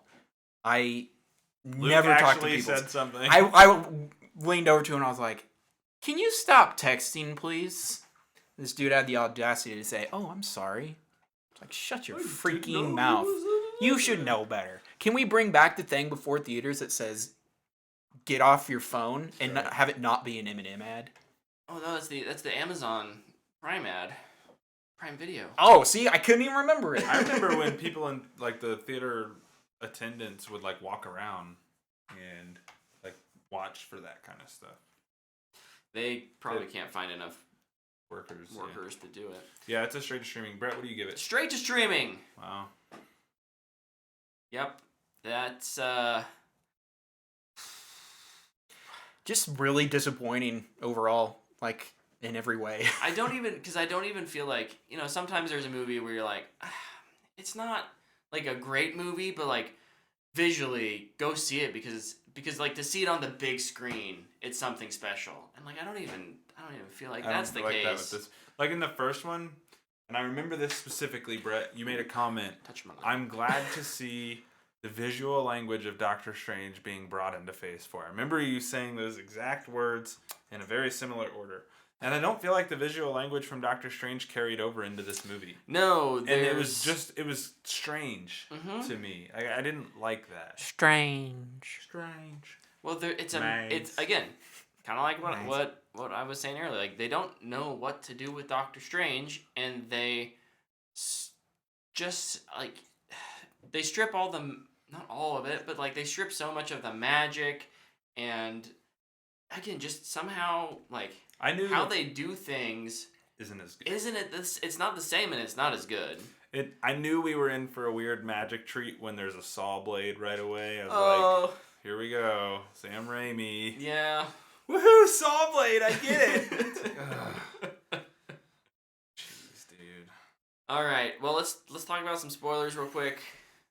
So this Spoilers! is 3, 2. This is your last chance. I wish. Final warning. We need to get it for like the thumbnail. To get it out of the. Yeah, thumbnail. Here, yeah, no, we're Spoilers. not. Spoilers for Doctor Strange 2. Now. Does watching a Disney Plus show matter in the slightest? No. Because if they're just not even going to bother having it be any sort of character development, then why should I bother watching it? But Luke, it's the Darkhold's fault. Didn't you even watch the show? There was a Darkhold. They only talked about it 45 times because this movie has 20,000 MacGuffins. Oh. There's the Book of Ashanti twice. There's the Darkhold 3 times. Literally one of the characters is a MacGuffin. It's like, you can excuse one, and it can even be done well. There's some great movies with MacGuffins in there. Lord of the Rings. Indiana Jones. But gosh dang it, you just overdid it, man. I love that one of the MacGuffins is literally like this thing will give you whatever you need. Yeah, whatever you need. Yes. Like verbatim. That's the words. And then they get there and it's just what like, you need to defeat the bad guy. And you're like, what? And he's 2 feet away from it and just goes, whoosh. Like, I'm glad I watched that for the past hour and a half. Oh. Now that I'm totally like emotionally separate from this movie because I lost interest in it 15 minutes in when Wanda. Was it Wanda? Oh my gosh. So yeah, we can now talk about Wanda in the spoiler section. Elizabeth Olsen, I think she did a really good job playing a bad guy. She was evil. However, it's either one, they just totally ignored all of her character building in her own show. Yeah. Or 2, it's just the most lazy writing ever because she read a bad book. Yeah. And she's just evil because the movie needs her to be. And it goes back to the comment, like, does the show matter? And I know people are like, oh, she had the Darkhold. And it's like, well, then what's the point of WandaVision? Like, why does it exist if this book is going to completely undo everything? It's the same criticism I have of Guardians 2. It's the same thing. Why do I go through this whole movie to end up right back to where I started? It's why did I watch WandaVision for her to end up doing the same thing? It's so stupid. Yeah. It's so dumb. Mm-hmm. It's just Luke leaned over right after Strange goes and talks to her, and he goes, "I'm not gonna like this movie." Like literally, like, and I was like, "Yeah, probably not." Like, and it just they double down on it throughout the whole movie. Like they just keep doubling down. The thing is that it can be done well, but it has been done well. Voltron. Freaking 8 seasons it took Voltron to get to that point. The challenge is, and here's what I'm guessing that they. Here's the. Go ahead. No, you're fine. I keep smacking your leg. I'm sorry. I don't mind. I don't know if you can do it well by having that be revealed at the inflection point. 15 minutes into the movie. Like maybe she's being sneaky throughout the whole thing? That's the other thing. There's no nuance. She's like, "It's me." And you're like, "What?" You said her name. Oops. You can have her go from like, I dealt with the grief of not having Vision or my family in WandaVision, and you can have her revert. You just can't do it off screen. Yeah. And not let it be convincing. You have to show her struggling through that to make that turn. I'll say relatable is not the right word, but believable. However, here's what I think happened. Marvel didn't want everyone being like, "Hey, she's an Avenger. She's a good person. Yay, yay, yay." Third act comes around. What the F did they do to my character? They just turned her into bad guy. So they wanted to set those intentions clear from the start. I don't think it works narratively, but I can see the justification behind it. This was the first moment when I thought to myself, "Wow, Scarlet Witch would fit really well in a Power Rangers movie." It was when he's like, "I didn't say her name." And she's like, and I was like, "Yeah." "Hello, Rita. Welcome back." It's like, it was so frustrating. I think another part that really irks me about her turn is throughout the movie, you have other characters going, "Wanda, you're justifiably angry." Strange says it like 3 times. Wong says it 2 times. Reed Richards in the movie says it, and it's just like they're really forcing you to believe that, like, man, she deserves to have this turn. It's like hammering it down your throat. Ham-fisted, my favorite word. They just fisted their script. Apparently. Yeah, no, they definitely try to make you believe it that it's okay that she's doing this. Yeah. It's just so, to me, it's so reminiscent of Daenerys in season 8 of Game of Thrones, and I'm the internet hated that. I mean, I say the internet. Everyone hated that, not just the internet. Dude, no, but dude, fallout with the town. She had the dragon wings behind her, so it works. I just right? Again, I think it's. Yeah. Wanda even says it in the movie, and I think she even said it in the trailer. She's like, you know, I go crazy, and I'm labeled the bad guy or whatever. And it's like, yeah, why are we playing into that trope? Mm-hmm. Why does she have to be crazy? Why does she have to be crazy? You can make her a compelling villain if that's what you want to do. The problem is she's never been good without being bad first in any of her appearances. Yeah. The whole premise of WandaVision starts because she's being bad. And then she slowly comes out of it. Mm-hmm. And we do it again. Yeah. And she starts as a villain in Age of Ultron. She starts the problem in Civil War. She never is just good. Ever. Yeah. Yeah, like the one time I just say one time. It's the probably the beginning of Civil War is like the one time it seems like she's honestly trying to be good. And then something happens and then she feels responsibility for it. Even in like end game, it's vengeance. It's not. In Infinity War, she just wanted to bang Vision in secret. Yeah. Speaking of Vision, remember? So this is kind of with WandaVision and just where we're at in the MCU now. You can't talk about this without WandaVision, which is annoying. In WandaVision, Vision was like her conscience, and is a big part of her coming to grips that she was wrong. She's hurting a bunch of people and needs to stop. Yeah. And Vision is mentioned once, twice in the movie in total. She's like so concerned about these kids that weren't real, but she had like an actual relationship with a person. Mm-hmm. And she just doesn't seem to care. On the other side of that, I don't know why she's never even bringing up her brother. They're gonna pretend that didn't happen. I've seen a lot of people say it's just contract stuff. It's like they can still talk about him at least. Yeah. I can't believe White Vision wasn't in the movie. He's out and about, and he's pretty much just Vision because they had their little at this point their boat talk. Great scene. And we're just not even gonna bring him into the conversation. I don't understand. Another Disney Plus show that's not in the conversation, Loki. Loki deals with multiverse incursions in a completely different way than this does. Yeah. Well, and they're very vague about this. That's in this true. movie, It's so different. It's so different. That's so true.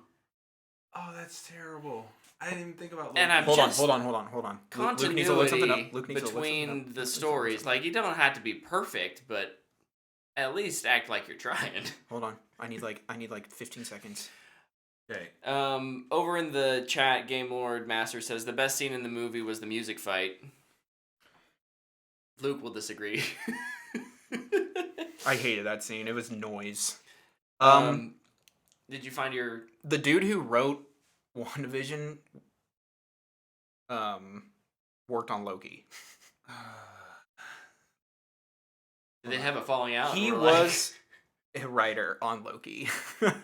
WandaVision or Loki. So he knows multiverse stuff. So you're saying the guy who wrote Multiverse of Madness worked on Loki? Yes. Okay. You had phrased it in a way that I thought you meant the guy worked on WandaVision and Loki, but not Multiverse. WandaVision was Schaefer? Jay Schaefer? Hold on. WandaVision. Long Division. Wong. Oh, Wong was underutilized. Wong's always underutilized. Yeah. Pro. Wong. Yeah. Wong's a pro. No, I take that back. Homie just gave everybody all the information. He's like, "Oh, I know where the Darkhold is. Let's go." Homie was like, "Oh, two of my students are threatened." The dude, after watching a bunch of them get killed, he's the Sorcerer Supreme. I guess I better say. Yeah. The freaking Sorcerer Supreme's just like, "Alright, I'll tell you because you're being mean." Whatever. You're justifiably angry, Wanda. Created by Jack Schaefer. Okay. Also in the chat, Nick said he thought his worst scene was the fight against the Illuminati. Let's talk about the Illuminati. Go after it. Go after it, Luke. Let it rip. First of all, he talked about the music fight. I hated that fight. I think it's a cool idea, but the music I hated in the movie, and it was just a bunch of like hitting pianos and didn't come across well. It was just loud. IMAX mix. It's too loud. It was just loud. I thought it was the other thing I didn't understand the relevance of the music. You're right. Like, I think it's a cool idea if it's relevant to the character, but it didn't feel relevant to him. You know what it felt like to me? Did he play music in the first one? Like what? It felt like a Green Lantern thing. Yes. And not in like how Green Lantern uses things in a good way, but more like it's from their mind. It's from their mind. Right. I can visualize it here. I'm gonna manifest it. Right. And I just don't feel like we talked about the visual language of Doctor Strange, and I don't feel like that's what had been established prior. you can always bring in new things. You just had to be careful with it. Yeah, because in Doctor Again, Strange, I like the idea. It's like hexes and like these, dark arts and things like that. In this, it's like it's a saw blade. It's music notes. I think it's just like random stuff. Yeah. Yeah, and like I feel like the saw blade is fine because he's still like it's still visually the same, and he does the hand things and hits his wrists and stuff and all that. I think the best use of his magic though is still Infinity War. Yeah. Where it carried that visual language, but he like felt more improved upon. Illuminati. This I had this ruined. This was my Twitter casting comment from earlier. This was leaked, and I don't even know how I saw it, but it popped up in my feed, and I knew the Illuminati was showing up. I knew, well, everybody knew the Illuminati was showing up. They were in the trailers. But I knew John Krasinski was cast, and I knew Black Bolt was going to be there, and I knew everybody died. Oof. So that scene came up, and I was like, well, at least I get to see them be the most dumb characters ever written in a superhero movie. They had the audacity to say, Reed, the smartest man in the world, Reed Richards. And I know like lots of people are going, he gave away the Black Bolt's power. I'm more on like smartest man in the world threw a really slow punch. Oh. Like he's just like stretch. And he gets absolutely wasted. I'm like, we couldn't make that at least a little more interesting. Like he. Well, like let's think I about don't know, other than Black Bolt. Let's think about this. So, Reed throws a punch at a character who can like control other people's bodies. Let's be real. Scarlet Witch can literally actually just do anything. Right. That's her power. Yeah, right. So Peggy throws a shield at someone who has telekinesis, who can move that shield however she wants. Captain Marvel, I know it's a different version, can take a blast from an Infinity Stone, but can't handle a statue falling on her. Sure. Professor X, super smart guy. WandaVision is controlling someone else's body through their mind across the multiverse. What am I going to do? I'm going to link my mind to that person because that seems like a great idea. I think the dumbest thing with Professor X, first of all, that we've had to watch Patrick Stewart die like 3 or 4 times now. Yeah.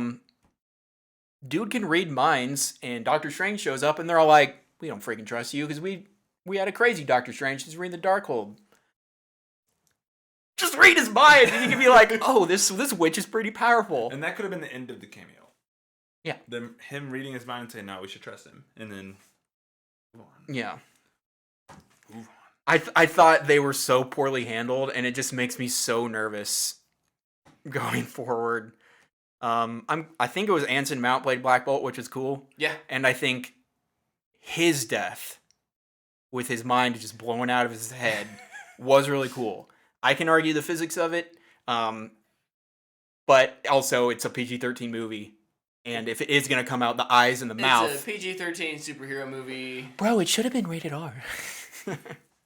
It's so violent. Oh. You need to watch more movies. Someone just has Disney Plus at their house. So much more violent than those Chronicles of Narnia movies. No, the Illuminati, I think their cameo was fine. I think their deaths could have been more creative. But ultimately, yeah. And I understand what they're going for, except for Captain Marvel's. Like Black Bolt was killed by his voice. Mm-hmm. Reed Richards was kind of like pulled apart and stretched to death, and Peggy died by the shield. So I can kind of get that, what they're going for, but do it better. I just need you to get there better. Yeah. It just felt like they were like, we're gonna have the Illuminati show up and they're gonna die, and the statue's gonna fall on one of them.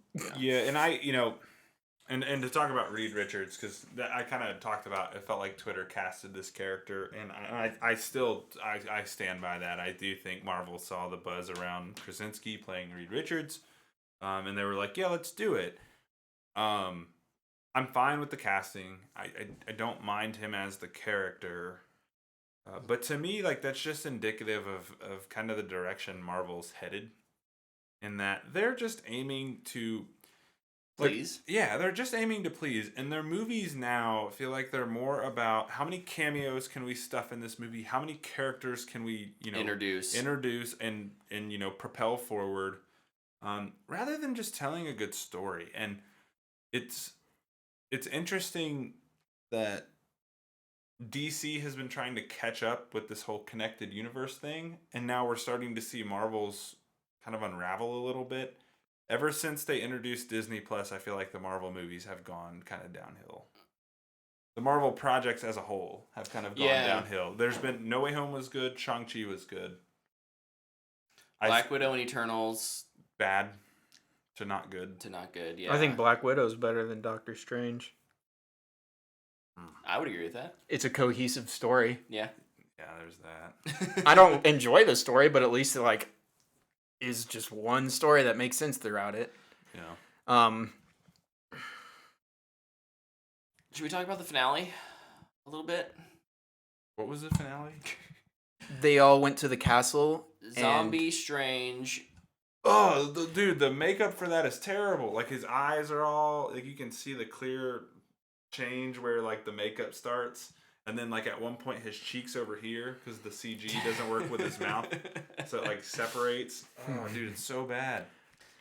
There's a couple times it looks okay. Yeah. And his cloak was cool. I was going to say the wide shots when he's, like, doing things with the demon cloak. Yeah. I thought that was... He's flying around like Morbius, bro. Looked pretty cool.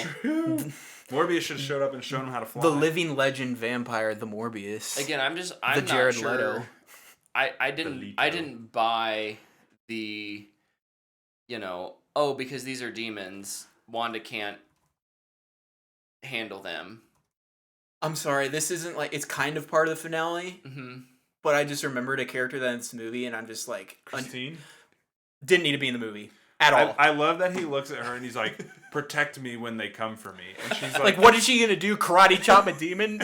Then she just grabs a magic cannon and is like, go to hell! And I love that the music in that scene, he's like, protect them when they come for me, and she's like, who? And I can't remember what he says, like the faded souls of the damned. The souls of the damned or something, and the music's like, and you're like, what? It's like, dude, that's so bad. What is this? Oh my gosh. But yeah, the finale, this is the point in the movie where it goes, hey, America, you haven't known how to use your powers this entire movie. But now you do, because the power of you can do this. What? And she's like, I can do this. And we're gonna solve the problem by punching it. Lefky in the chat. When Morbius shows up at the Darkhold and yells, "It's Morbin time," I get chills. Honestly, I think that would have been even better. I'll go see Morbius 2 if he says it's Morbin time in the trailer. I will. Because then you'd know they just owned it. Yeah. Just owning it. Yeah, that'd be great. It's Morbin time. Kind of what you mentioned is the one aspect of America Chavez's character that I didn't like was that her whole ability to save the day came down to a Captain Marvel moment of, I just have to try a little harder. I just have to try a little harder. I just have to believe in myself. Like, no, like... That's the power of belief. Something... my watch is telling me to... Is your heart rate rising? Yeah. It says, take time for yourself. You know what that makes me and think breathe. of when they do scenes like that where it's like, you just have to believe in yourself. It's like going to your friend who struggles with depression and be like, yeah, just cheer up, dude.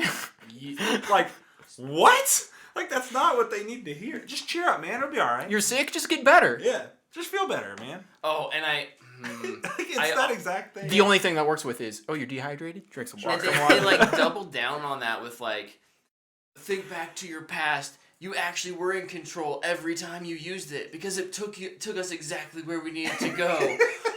What? You needed to go to Earth 838? What? And you get arrested and then... You needed to go to go on red. But we have to set up this thing that, like, oh, but she sent her mom somewhere on purpose, and narrative thread for later. No, dumb. Yeah. I did like, again, and this kind of goes back to this is maybe the most Doctor Strange thing about this movie is an unconventional way of defeating the villain, and that is when she punches the wormhole or Star hole the star hole back to 838 to that Wanda, and has Wanda kind of confront the other Wanda and the kids. I don't know if it was all that believable, but I just think it wasn't. I would never hurt anybody. I'm not a monster. Was not well written. Oops. Was not well written. Here's my issue. So, sorry, I'm going to spoil all 8 seasons of Voltron. It's been out for a long time. You should watch it. And you have this to look forward to. Yeah, it's an amazing show. But the witch, she's a witch.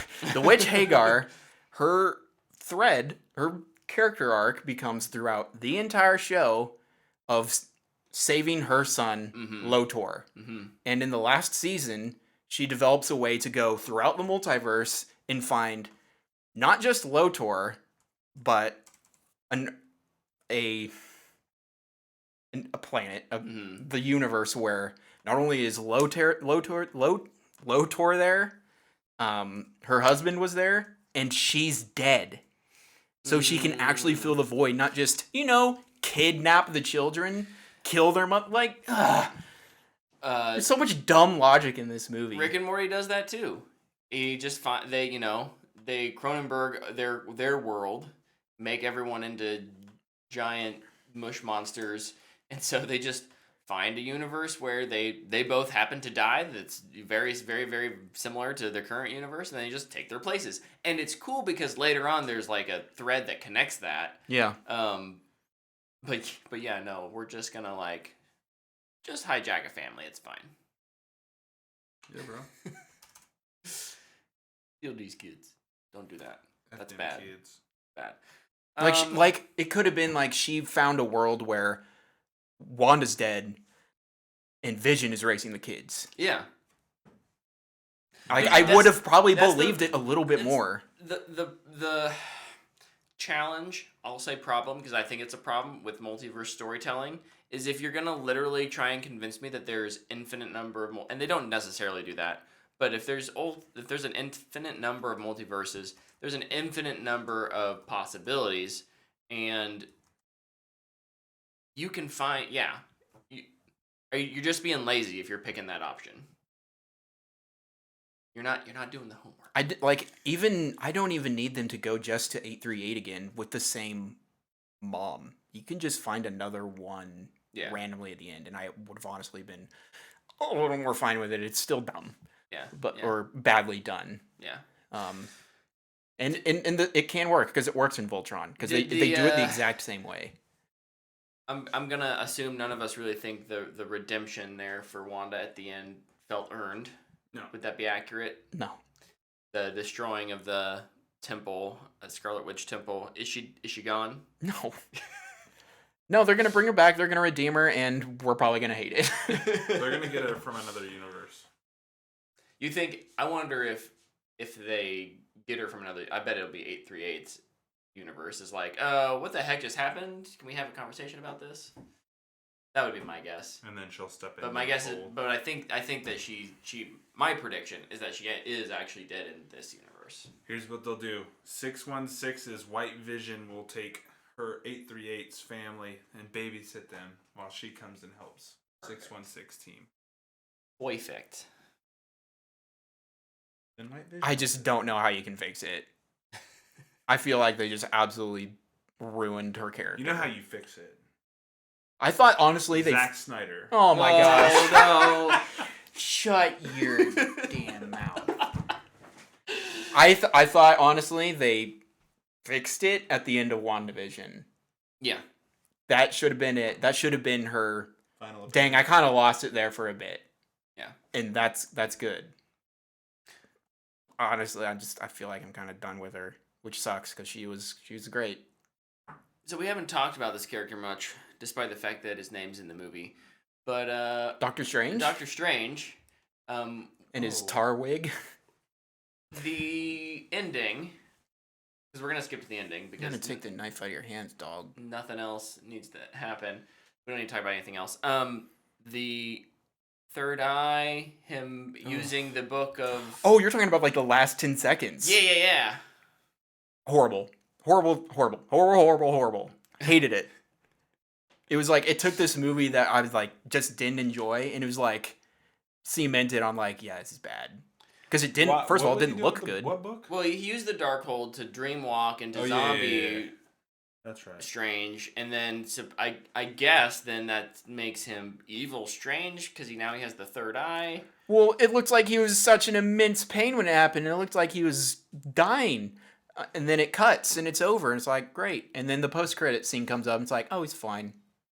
That's the Power Ranger scene. Yeah. When Charlize Theron shows up and looks like a Power Ranger villain. So I had no idea who she was. I looked it up, and I guess it's Clea, Mm-hmm. who is the niece of Dormammu and his future wife. So, spoiler, sorry. Probably should have said that if you didn't want to know. Wow, that's cool. Her costume sucks. Yeah. Yeah, not great. She like walked down and I was like, you know what it ugh. reminded me of? X-Men Apocalypse. What's her face with the purple swords? Psylocke? Yeah. So Lepke texted me, he's like, was that Psylocke? And I was like, no, I don't think so, but No, they don't have the stones to do an X-Men character that isn't Patrick Stewart's Professor X. yeah. I guess that is a okay. So do like really obscure we weren't real X-Men happy with because that, they're but scared of Wolverine. obviously they're setting up more storylines if they feel like I assume. They're not going to use it. They didn't use Mordo. Oh, sorry. He was Mordo. He was in the movie, but it was a different Mordo, and we have Mordo. Yeah. 616 Mordo is just like sitting in his apartment, going, "I hate freaking Doctor Strange, bro." Okay, so he's on Avengers forums going, "F this Doctor Strange." What do you got, Ty? we're talking about 838 and 616, but this is the multiverse of madness, not two Earths of madness. No, this is the dual. Yeah. The duality of madness. Yeah. The dual verses of madness. Ugh. Of which one, like, the entire Illuminati just gets yeeted out of existence. Yeah, they do. And, does this mean Strange won't create the Illuminati on his world? He's gonna be like, "They sucked. I'm not doing that." Man, screw those For guys. sure. No, we're gonna get another Civil War where there's one team pro Illuminati and one team anti Illuminati, and they're gonna fisticuffs it in an airport, and Spider-Man will show up, and it'll be just like old times. Everyone will cheer, guaranteed. No, WandaVision or Scarlet Witch is gonna show up and be like, "I'm back." Yeah, but I'm good now because my character development once again happened off screen. Any other thoughts? Final thoughts. My Let's final wrap this thought up. is Voltron is a freaking awesome show, and it's so underrated. It's so well written, and I feel like this movie justifies it because it tried to do the same thing. A common story, I feel like, kind of in nerd world. Yeah, it's just it takes time to tell this story, and they did not do that. No. Yeah. Let's see. Do I have anything else written down? Nope, I don't. For everything that happened in this movie, I felt like there was surprisingly little that impacted. Now we're gonna have to reference numbers: 616 Earth, and the MCU in general. 838 Earth can suck it. We're never going back there again. Other than, I guess, the death of Scarlet Witch potentially, and the introduction of a new superhero.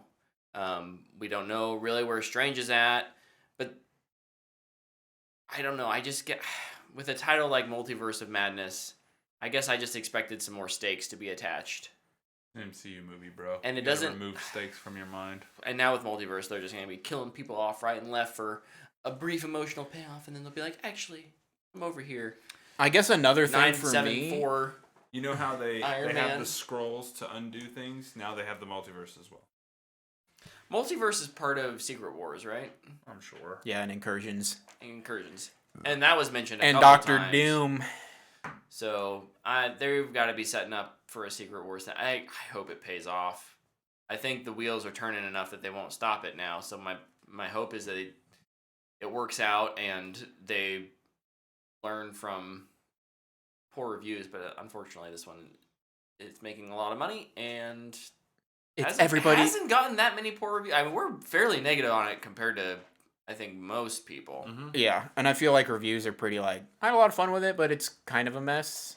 Yeah. And then like the fan base reaction is like, this is the greatest MCU movie ever. And I'm like, really? Because we just all watched No Way Home. We said the exact same thing.